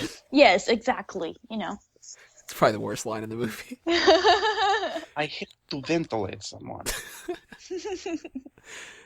Ourumov. I like his kind of character as that, like, you were saying earlier, Alex, about why do these weird businessmen get involved in international, like, crime syndicates and stuff. I like when you get an Ourumov character, some guy who's got the military, so that's sort of why Trevelyan has this force behind him, and he has his own reasons. I mean, he wants to be somebody who takes over, so he works with the villains, and, he ends up getting shot for it, because he's a drunken fuck. Right. I like how washed up he is, Yeah. He's drinking and unshaven. When he goes to give the excuse, to explain what happened in Severnaya to, all the ministers at the table, they barely listen to him before they start questioning him. Ourumov, what happened? Well, you're fucking wrong. It's as bad as Valentine's dismissal of the dude who, you know how long the winter lasts? Tell him, Dimitri. Well, it depends on... Shut the fuck up, Dimitri. What? And what does it depend on, Dimitri? I mean, what was he going to say? Weather patterns? El Nino? Minnie Driver pops up as a singer in that scene. Was that a surprise for you, Caroline? Yes, I was like, is that her? He can't be her. Go on. Yeah, no, it was a big surprise. I wonder if there's like some sort of story about that. Like, should she had sang the Bond theme? Oh, really? No. Oh. Strangling a cat. Yeah, exactly. She was. Which is hilarious because she's actually a pretty good singer. Is she? But yeah, she was in the film version of the musical Phantom of the Opera, and she actually does a pretty good job singing opera in that movie. But yeah, like I couldn't believe it was her. She looks so young and so fresh. I love it. I love her. A couple things about the theme music itself. Tina Turner and well, they don't sing it, but Tina Turner sings the song. It was written by U2. Well, Bono and The Edge. I saw that. I got so excited. I gotta imagine that this is on my top 5 for Bond themes too. I love this one. Yeah, that one's so good. And I like the alternative one too, that Ace of Base did, the Juvenile. Anybody who doesn't know that, go check out the Juvenile. Really good song. Actually, one of my favorite songs of all time, period, outside of the Bond franchise too. Now, Alex and I disagree about this one, The Experience of Love. We mentioned that the end of License to Kill, we've got the Patti LaBelle theme, but we had a better one with The Living Daylights, so this kind of became like a running theme of doing 2 Bond themes. And it continues again in Tomorrow Never Dies. We have the end theme for that. Surrender is actually the main theme throughout the whole score and stuff, but, we're not doing Tomorrow Never Dies. I think Experience of Love is a good song. Alex, you hate it, right? Oh, it's so strange. The vocalist has this weird accent. It sounds like it's from the 80s, but it's from the 90s. Do you have any thoughts on that, Caroline? I thought it was recorded on the 80s. It does sound 80s, but I love 80s music, so I didn't mind it at all. I was like, oh, it's a good song. I didn't love it, but I didn't hate it. The experience of didn't really hate it. Yes. We got a new M in this one, too. I mean, we're doing a rebooting of the franchise to a certain extent, but continuing some of the continuity, and they made sure that they would tell people that, like, it's not the Cold War anymore. We can't just fight Russia all the time, even though they're fighting a former KGB guy, Right. Kind of, like, defeats the purpose. We need some new ideas. They can't fight Russians. How about former ex-Russians? Russians? Yeah. But we have a female M with Judi Dench, and I'm going to go on record as saying my favorite M, other than, the most... let's put it this way. If you're going to go with any of the M's ever, Judi Dench is my favorite. I do really like Bernard Lee, and I think that he deserves a lot of credit and stuff, but I like Judi Dench the best, and curious where you guys would rank when it comes to this, because by now we've had Bernard Lee in the couple other movies that we talked about. We had Robert Brown in the Timothy Dalton one, and now we've got Judi Dench in the first movie that she's in. How does Judi Dench rank when it comes to the M's? Number 1 for me, for sure.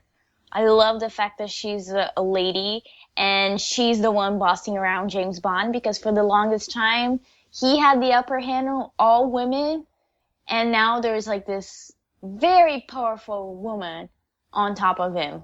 Not literally. On a top? On a top? Shitting it out. But I love it. I love how they interact. I just love her. She's awesome. She's powerful, but she's a powerful, non-bitchy character, which I love. Oh, so you don't think she's bitchy? I think she's real I bitchy. don't think she's bitchy. I just think she's like a boss chick, which is very different from being a bitch. That's true. Yeah, I'll give you that. She goes from the evil queen of numbers and calling him a sexist, misogynist Yes, dinosaur. like, thank you. You tell him. I think that's like probably my favorite line in the film. The sexist, misogynist dinosaur. Right, yeah. Yeah, that was so a good. relic of the Cold War. Whose boyish charms, what did she say, who, like, that don't work on me, obviously appealed to that young woman I sent out to evaluate you. We figured out her name when we were looking this up. Her name was Caroline, wasn't it? Yeah. Was it Caroline? I think so. I don't think he says it in there. I think it's just in the Smith? script. But that's, she's just like, stop the car right now. And he's like, champagne? She's like, oh, all right, let's fuck. Stop this car at once! Odd note that I have written down here, this is a Bond film with no real car chase. So we have the car scene at the beginning towards there that we're talking about now, but it's not the same type of Bond car chase. And then we have a tank chase, but we don't have like the car with the gadgets. Instead, Q Branch gives him the car, and he specifically goes, hey, don't touch any of the buttons in that car. Right. He drives it around an island and then tells someone else not to play with it. Yeah. Was that missing from this? Do you guys think that they should have had some kind of a different car chase? Nah. The tank chase does the job pretty well. Yeah, I think so too. You don't want to overwhelm the film with motor vehicles chases. Q Branch scene I mentioned a minute ago, it's one of my favorite scenes in the movie. I just love that whole thing. We got the car that does nothing. We got the pen as far as the gadgets go. We got the belt. I thought the belt was actually pretty cool. Yeah, that was cool. Came in That's- handy. Yeah, It's only designed for one person. Like, when I look at some of these Bond films and it's like that they go out of their way to make these ridiculous things, like the alligator submarine thing, and then I see like a belt with a repelling cord in there. Bond should wear that all the time. Yeah.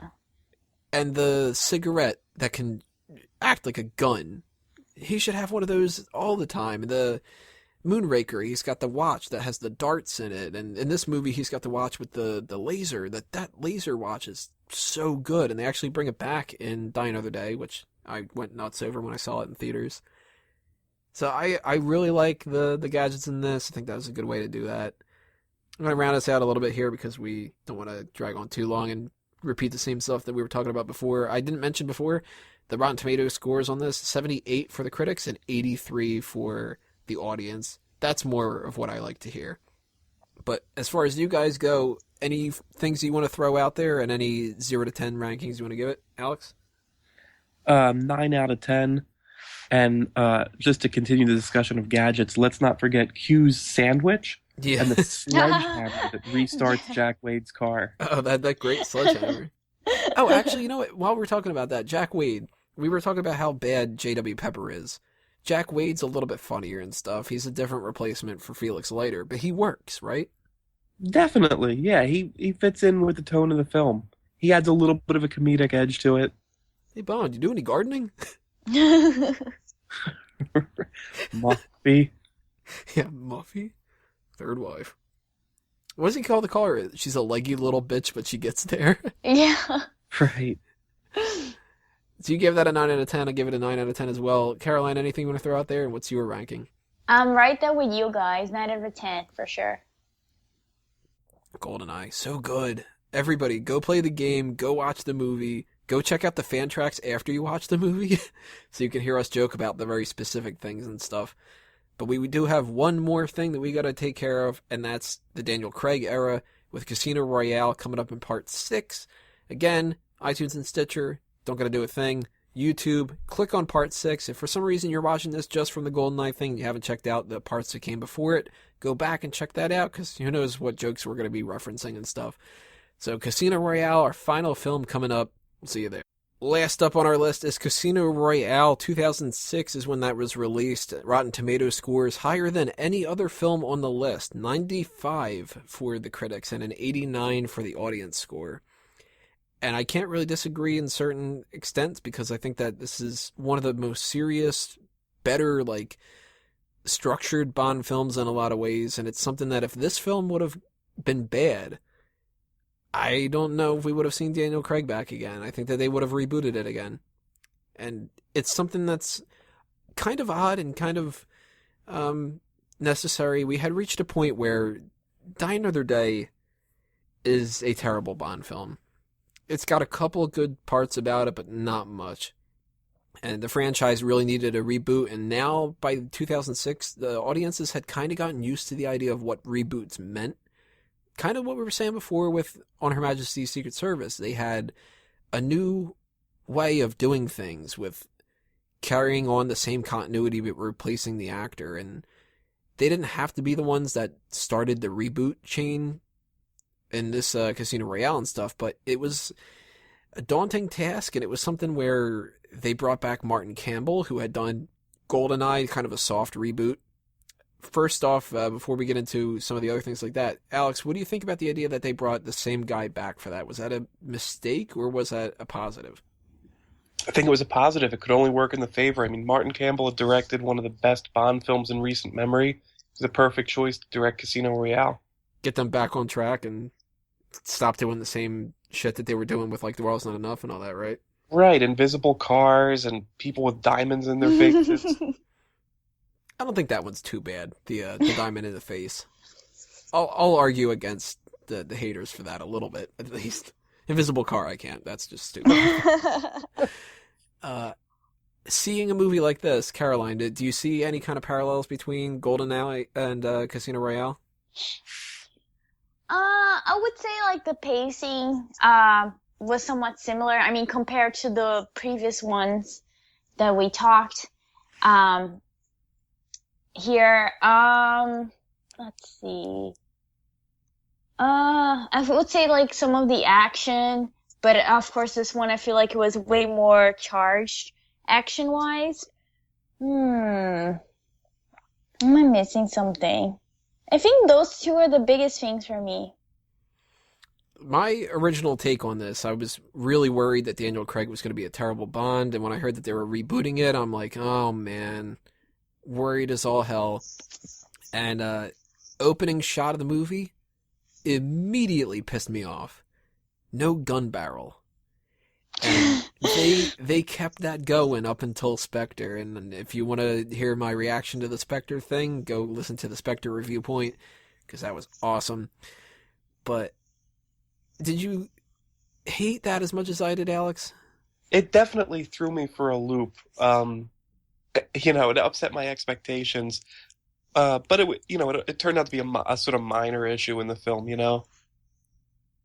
What do you think that they, like, I mean, we're talking about Casino Royale, but the fact that they continued not doing that in Quantum of Solace and Skyfall? I mean, it's strange. There's ways that, they could break with the continuity, the sort of stylistic continuity of the Bond films, but that seems like a sort of hallmark of, 16, 17 films feature it. So it was a little strange. I thought that it was weird that, like... Something so iconic. Yeah, they take an iconic kind of thing like that, and they put a little bit of a twist on it by having it in, like, transition into the opening credits and stuff, and I thought that Quantum of Solace was going to start off with it immediately. Quantum of Solace is a train wreck in a lot of different ways and stuff, but rewatching this again, I rewatched it today, and I've seen Casino Royale a couple times. It's actually probably one of my favorite Bond films. Maybe, like, number 3, actually. I like it quite a bit. But Quantum of Solace is one of my least favorite. And rewatching it today, I just realized, having seen Spectre and how they really tied in the movies now, like, it used to be just a loose continuity, some references here and there kind of thing, like, on Her Majesty's Secret Service, he's looking at the, like, different stuff from over the years and that kind of stuff and whatever, and Bond in Die Another Day, I can't remember for sure if it's 100% accurate, if this is just me filling in the information. I think that his office has a lot of the same stuff as it did before. Like, there might even be, like, the golden gun, or not the golden gun, the golden bullet or something like that. Like, but Quantum of Solace to me strikes me as a movie that if that was just an extra hour and a half of Casino Royale, it would be great. Because it's really just a continuation of it. It's not a separate film. I know that, like, we're not talking Quantum of Solace, so I don't want to get too far into that or whatever, but one of the things I want to kind of bring up when it comes to that is I didn't notice it until this time I was watching it, and the note that I wrote down was the first hour is easy to digest and the second hour is meatier, but it's a little bit harder. Like, Vesper doesn't come in until about an hour something into it. And it kind of makes me think that, like, you know how they do, like, the Harry Potter films go... there were 7 books, I think, and they made 8 movies because they split the other one. And now we've got The Hunger Games just came out, and they split the 3rd book into 2 movies, and they did that with the Divergent things and stuff. What do you guys think of the idea that maybe we could have gotten, like, Casino Royale Part 1 and Casino Royale Part 2, where maybe the first movie ends around, like, maybe, like, the little bit after the torture scene, and then the other one gets picked up after that. Well, I haven't seen Quantum of Solace, so I'm not, 100% sure what I'm gonna say next, but I feel like it would make sense. I feel like they could definitely find content to fill 2 movies and just have part 1 and part 2. If Quantum of Solace is that bad, like, it would only make sense for them to do something like that. Yeah, I agree. One of the biggest criticisms I have of Daniel Craig's Bond films is that 3 of the 4 of them seem to just go on way too long. Now, do you think that's kind of a byproduct of, like, the scenes that are doing all the poker stuff? Like, maybe they should have trimmed them? Yes. For me, it's the 3rd film that slows it down. It's the what? The 3rd act. Mm-hmm. Like, post the torture scene? Yeah. Exactly. The poker stuff I find really interesting, and it's kind of baffling that it took them this long to finally play a game, Texas Hold'em, that's comprehensible to most of the audience. I mean, all those years of Baccarat. And whatever that game was in The Man with the Golden Gun. Yeah, totally. So, obviously, Casino Royale, it's based off of the very first Bond novel, and that was one of the reasons why they did that for the reboot and stuff. But one of the things that they didn't reboot was they didn't recast M. Judi Dench plays a harsher character, I think, than she did with the other ones. We talked about her in Goldeneye.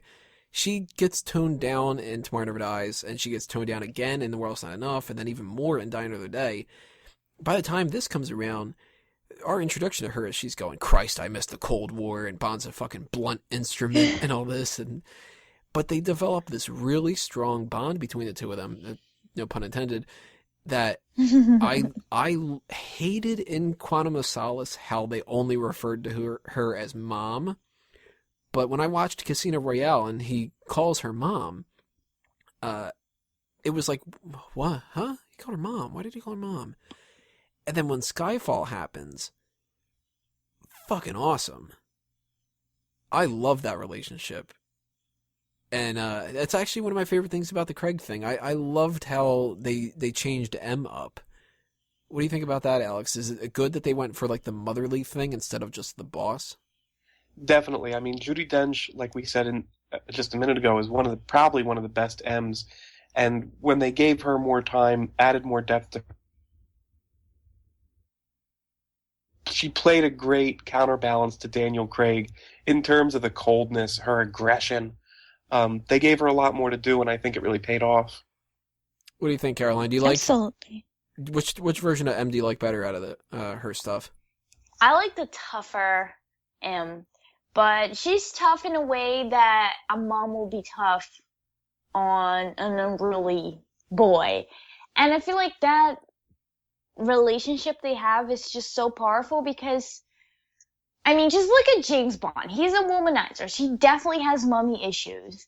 So, like, to have her, like, this powerful female that not only is his boss, but they have, like, some sort of emotional connection, that it's not openly talked about, but everybody knows. It's just so amazing to me. And it adds so much depth into both characters that it just makes everything richer. I love her. So we have the M stuff. Mathis is a kind of confusing thing. I can't quite get what they were doing with that, but I liked Mathis. I thought he was kind of cool. And we have Felix Leiter reintroduced. Jeffrey Wright plays the character. Yes. Talked a little bit about him, but you're on the Felix Leiter bandwagon, Caroline? Yes. Is it because of the actor, or is that Oh, I just liked him. I thought he was cool. He is a kind of cool cat, like the I'm bleeding chips. Yeah, I'm bleeding chips. Like, do you think we care about the money? He's like, yeah. I didn't introduce So myself, cool. brother from Langley. Oh, and I love his He's line. so cool. His line about the drink where Bond orders it. They're all specific, like 3/4 of Gordon's and whatever, or three measures of Gordon's or whatever. And somebody else goes like, I think I'll have one. And then somebody's Yeah. like, make that 3. And then he goes, my friend, make that another one. Keep the fruit. Very American. Oh, I love him. He's if he's not my favorite Felix, he's number 2. Yeah, he's awesome. I want him back again. Just bring him back. I hope so. Villains are interesting in this one. We don't have like that one standout kind of villain because it's weird in this movie. Like every Bond film, for the most part, the villain is the last fight because it's the boss fight. You know, a video game, you fight Dr. Wily at the end of Mega Man, not at the beginning of it. You fight Dr. Robotnik at the end of Sonic and whatever. Bowser doesn't pop up and get, taken out of the game halfway through, but Le Chiffre does.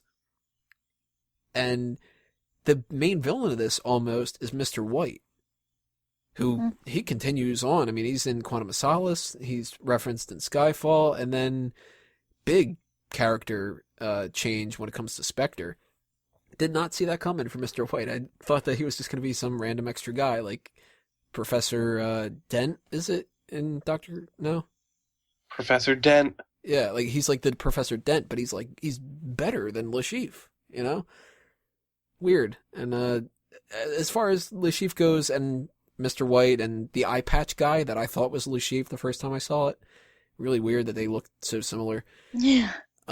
What's Le Chiffre and the spectrum of like every Bond villain's got something weird. I mean, we talked Blofeld has that scar with the earlobes, and Jaws got the teeth, and Oddjob, for some reason, when he's translated into video games, he loses height, and he's got the bowler hat.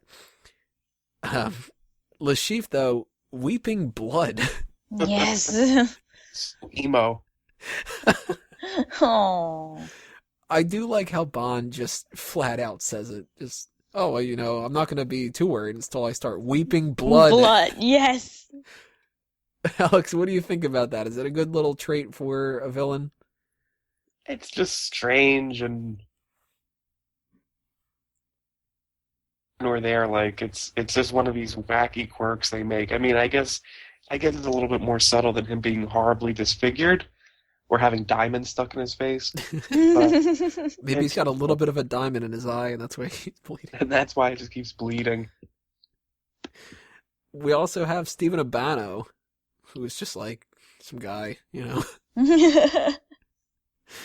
But Caroline, out of the villains, who's the standout people, and what do you think about the difference between like Mr. White being that guy and, you know, the fact that we've got Le Chiffre who's weeping blood, and then we have this random eye patch guy. It's like, well, what's up with these people's eyes?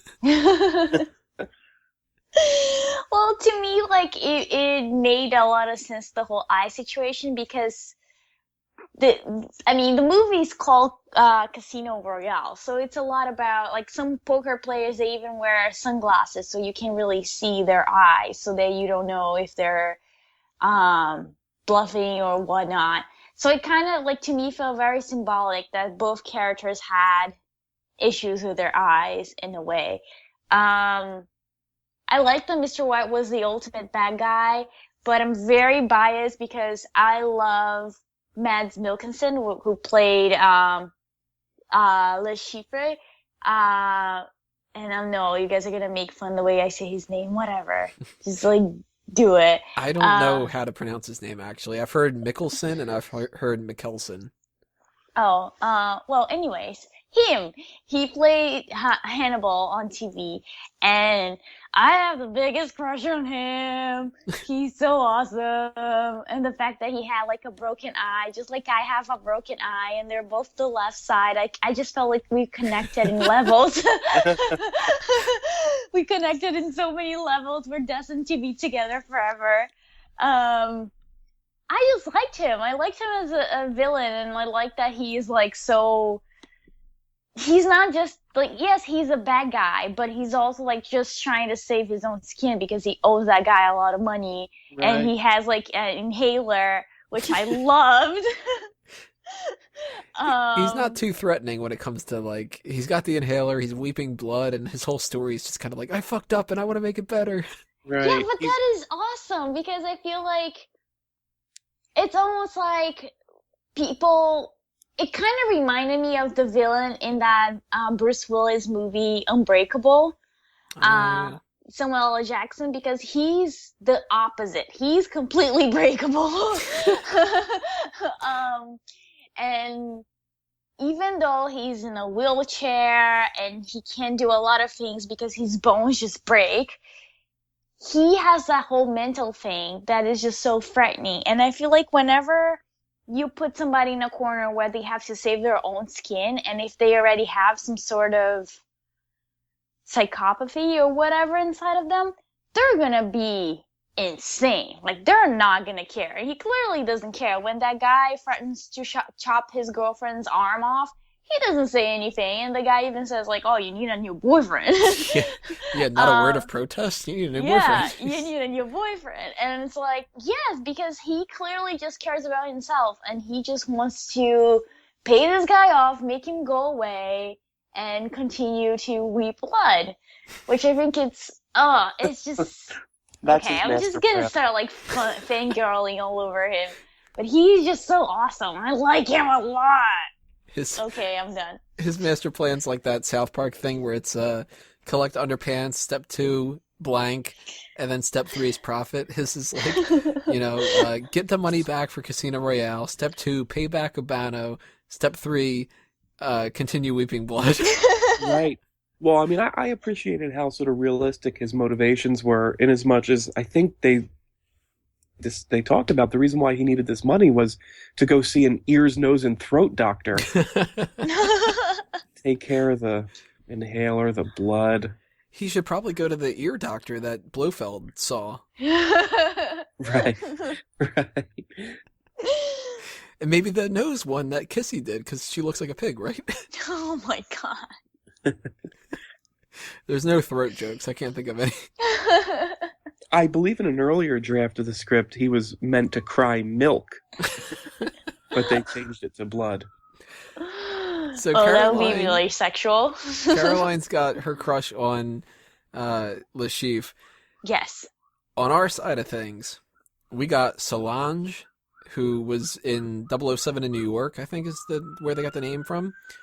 And we got Vesper Lynd. Now, we can talk a lot more about Vesper, but Solange, so damn sexy in that scene. The scene where she's, getting ready to have sex with Bond, and she says a great line in there. She's just like, I'm getting a little worried that you might just want to sleep with me to get some information. And he's like, well, how worried? And she's like, not enough to stop. She's one hot piece of ass. She is like, oh man, it's great. Like the two things that I like the best about her, actually, and it's two just odd things about her, but when she walks over to Demetrios and she kisses him and he says, like, if that was for good luck, you're 2 hours late or whatever, and she just puts her head down and just like, oh man, like, she's so cute when she does that. And she does the same thing with Bond when the phone call happens and she just puts her chin on him and just kind of like, ugh, my god, my fucking pain in the ass husband. I am into Solange. I think she's great. Do you remember any specific things out of Solange that you were into, Alex? The whole package.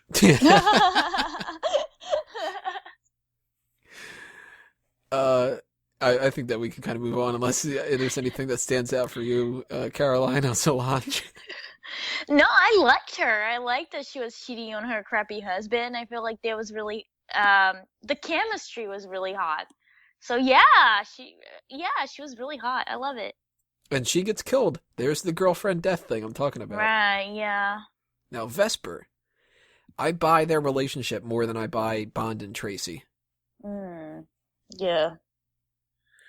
Well, I think a lot of it has to do with the fact that Vesper is so much hotter. That's true. She's gorgeous. Like, God, the scene with the purple dress. And he says, like, I need you to come out here and just kind of, like, distract people. My God. Come on. Can I just mention one thing? I think she's really hot, and I've been having, like, a girl crush on her for years now. But she has no ass. And I just noticed that because I was rewatching it today, because it was the first movie that I rewatched for this, and I was like, okay, maybe I don't remember anything. So I was rewatching it, and it made me really upset that she had no ass. I don't know. But she's still really hot, and she looks really good in every single scene she's in, especially when she's in the shower with him. That's a weird scene. What do you guys think about that? Because she says it feels like there's blood on her fingers and she can't get it off because it's her first death that she's witnessed. And Bond sucks on her fingers? Yeah. Like, huh? Yeah. I love it. I get the whole, like, she wants to take a shower to wash it off, and Bond gets in the shower and holds her and, like, spoons her and stuff like that and asks if she's cold and stuff. But why is he licking her fingers? Because that's hot. Because that's what you want a man to do. To lick your bloody fingers? Yes! Well, there you have it. All you single guys listening here, if you want to get a girl like Caroline, if she's got blood on her fingers, just volunteer to lick them off. The path straight to my heart. I really like that scene, but another scene that I really like when it comes to Vesper is the scene where they're going back and forth about the dinner jacket and the dinner jacket. She says, like, I need you to be able to tell the difference between it. And she's just putting on her makeup, and she looks less glamorous than she does in some of the other things, but I like that. It's something different. We don't see Bond girls without makeup. I mean, she's clearly wearing makeup. Like, Right. But I was just gonna say, I mean, come Yeah. on now. that scene, though, stands out to me. But even more than that, though, my favorite scene probably in the whole movie is the train car, I think it is, that they're in, where they introduce each other. And they're going back and forth about the idea that, like, Vesper says, you know what, like, you must be an orphan.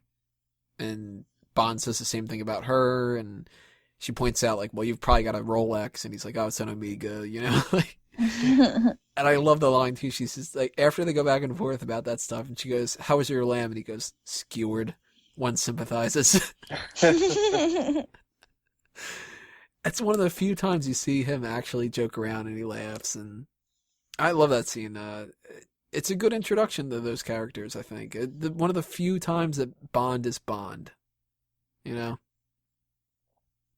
Trying to think of what that other scene was. There's another one that stands out for me with Vesper. Oh, it's when they're goofing around in the car a little bit, and Bond says, my name's Arlington Beach, and you're Stephanie Broadchester. And she's just like, what? And he's like, no, you gotta trust me on this. Alex, what do you think about Vesper? Is she the character that really, like, that hits home more than Tracy, and she's worth 4 movies being talked about? I don't know. I mean, you know I'm partial to On Her Majesty's Secret Service. Vesper's definitely, like, near the top of my list of Bond girls, though. But I'm not sure that I was entirely sold on their relationship. Any particular reason why?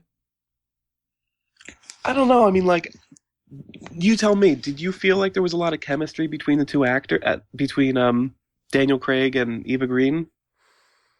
Not as much as I think some of the other Bonds might have had. I think Brosnan and her would have gotten along really well. I mean, yeah, and that it sort of distanced. I mean, not distanced me, but like it was kind of tough at some point to buy their relationship. They didn't seem to sort of have the chemistry on screen that would make it seem realistic. Then again, maybe that plays into the fact that the last thing we hear him talk about when it comes to Vesper, at least in this movie, he says that the bitch is dead. Oof. That's biting. Ow. You know, you need any time to move on? Why would I need to move on? The bitch is dead. But then he clearly, he keeps that torch for her. What do you think about that, Caroline? Is that, like, too mean? I mean, what I got from it was that he was just, he, as, like, being a secret agent and being an assassin, he needs to build up this wall, and he can't really let his guard down, because if he does, he's gonna get hurt or killed, even. So I feel like he kind of just, based on his training almost, he has to, like, do what he can do and say aloud something almost like to convince himself that he's stronger than whatever he's feeling, and then he can just, like, move on. I didn't get like he was just being mean. It was just more, I made me feel sorry for him, because I just felt that he was just trying to convince himself that he was just fine. Whatever. Gadgets in action. There's the airport scene, the nice little thing where he clips the bomb to the guy and smiles when he blows up. We got what I think is one of the coolest part, that knife scene. It's just very simple, back and forth, and just who's going to stab each other. Parkour scene at the beginning of it. I don't know about that. Yeah. I do kind of like how, though, he's just, he catches the gun and chucks it at the other guy. Smacks him in the head. My favorite action scene probably would have to be the stairwell fight. And I like how calm it is afterward. Like, he just killed somebody. And there's no music that really pinpoints it or whatever, but he just tells her, like, go tell Mathis I'm hiding the bodies here. And then he just drinks to get that out of his mind, kind of. Really dark. Yeah, I love it. Any thoughts on the action, Alex? Like you said, that dark character, I mean, Daniel Craig comes out swinging as Bond, and the action sequences set the tone we're going to see for the rest of his films. Kinda- unapologetic about using violence. What do you guys think about the car flip? Because we had the car stunt in Man with the Golden Gun, and then in this one, the car flips over, and it's like, how the hell did Bond survive? His insurance rates must be sky high. Well, he should have been wearing that brace for the insurance people. Exactly. No fraud here. One of our only gadgets in this whole movie is that med kit in the car, and that's my real downside of this film. There's no gadgets. That is true. I mean, he's getting by on his wits. Yeah, but he should have had something, like just a watch, maybe. Some Dentine toothpaste. Some Crest, Milton Crest toothpaste. Right. Evidently, that's where that name came from. Crest toothpaste. The last thing I want to bring up here is the theme music and the score and stuff like that. You Know My Name by Chris Cornell, a little more on the rock side of things. I like the song on its own, but I'm not digging it for a Bond theme. Me neither. Forgettable. I liked it. I felt like he complemented that sequence really well. I really liked it. But I'm kind of biased when it comes to like rock music. So maybe it's just personal preference. See, I like it in the score more than I do as the theme. There's a couple parts in there where they play it. One of them's when Bond's quote unquote on vacation, and it's this real sweeping version of it, and I like that a lot. But I like there's this alternative theme that somebody put out there, and it never got picked, of course. It's not even like on the soundtrack or anything, but they actually called their alternate theme Casino Royale, and they worked it into the lyrics and stuff, and some of the lyrics are really good. It's like Casino Royale, it's like heaven and hell if you're under its spell. Something about like basically like the theme that they wrote was about like one of the lyrics is because the cards will choose who lives and who dies. And it's the whole idea of like you can gamble on your life and you never know what's going to happen because the dealer's in charge, kind of a thing. And I was like, damn it, that should be the theme. Yeah, that is really good. Not Chris Cornell being like, you all know James Bond, like, I love that version, actually, Tony. I think that one should be the main theme. One note I have, though, that I'm going to end my little section on here. The end theme that plays in the credits. Best rendition of the Bond theme ever. That's a tall, bold statement there. Go back and listen to it. I will fight that up against any other version of the Bond theme. The Dr. No one, the Moby remix, any of them. I think that the very end of this, he gets the thing out and he shoots Mr. White, and then it's like it's Bond, James Bond, and then you just got that. It's so good. Like I can listen to that one over and over again. That's fantastic. Good classic version of the Bond theme. No weird pop stuff in there, no like disco-y things, just orchestra. God, I love that one. So let's round this out here. Casino Royale, your final thoughts, your 0 to 10 ranking, and anything else you guys want to put out there. Caroline? Loved it. I love Daniel Craig. Haha. Mads Mikkelsen, or however you say his name. I love him too. So, can I just say that I really love the torture scene? Oh, yeah, the torture scene, where that probably explains why Bond never has any kids. Yeah. Well, Good line of the, now the world's gonna know that you died scratching my balls. But I love that torture scene so much. Also loved when Bond has to clean himself off, when he's, in between games and he's all bloody because he just fought those guys, and that was really hot too. You also probably like the Dr. No coming out of the water scene, right? And the scene where he busts through a wall. I love that one too. I love whenever he breaks face. I have issues. Yeah, I really like this movie. So what would you give it out of 10? Oh, 9.5.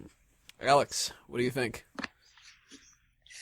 I'd give it a 7 out of 10. I think overall it's a good film. I have a couple small criticisms. Like I said, the length. It's not so long that it would make me cry blood, but I think at the end. Would you cry milk over it? I might shed a few milky tears. A little low-fat milk? We're going to tie back in. 2%. I'm giving it an 8 out of 10 on par with License to Kill. I think that the negatives of License to Kill are brought into positives here, and kind of the opposite for the two of those kind of things. So really those two, I mean, I will recommend to anybody if they say they want to get into the Bond series, I tell them watch GoldenEye, and then watch Casino Royale, and then watch License to Kill, and those are the three movies that I kind of go to. And then I kind of go back to From Russia with Love as one of my go-to ones.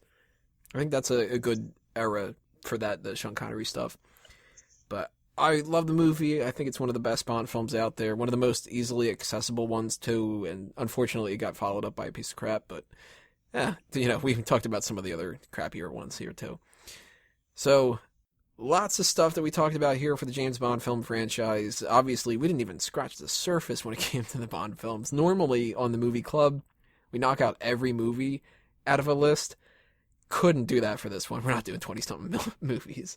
But if you really enjoyed this and you want to hear more of our opinions about James Bond stuff in the future, make sure you leave your comments below and tell us that you want to hear some different stuff. Maybe we'll do some more commentaries. Maybe we'll do a couple more movie review points and stuff like that.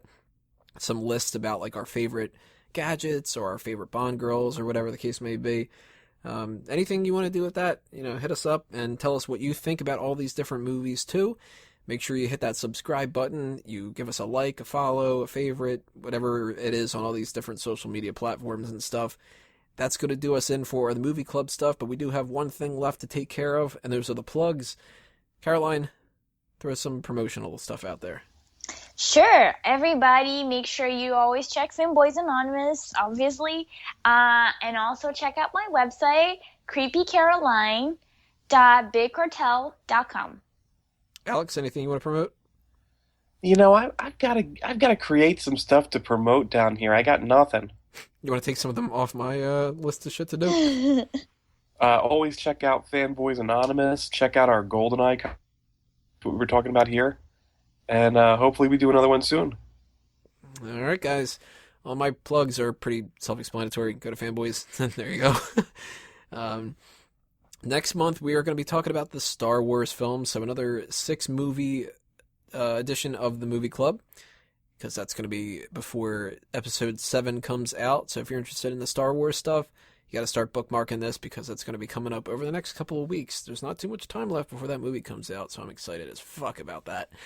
That'll do us in for Episode 20. Thank you all for listening. On behalf of Alex Grimley and Caroline Oliveira, I am Tony Mango, and I'm a fanboy. See you next time, everybody. Keep on watching movies. At no point in your rambling, incoherent response were you even close to anything that could be considered a rational thought. I'm too old for this shit. Good day, sir! You stay classy, San Diego. Roads? Where we're going, we don't need roads. Frankly, my dear, I don't give a damn. I'm finished. That'll do, Pete. That'll do. Hasta la vista, baby. Hey, everybody! We're all gonna get laid! You're still here? It's over. Go home.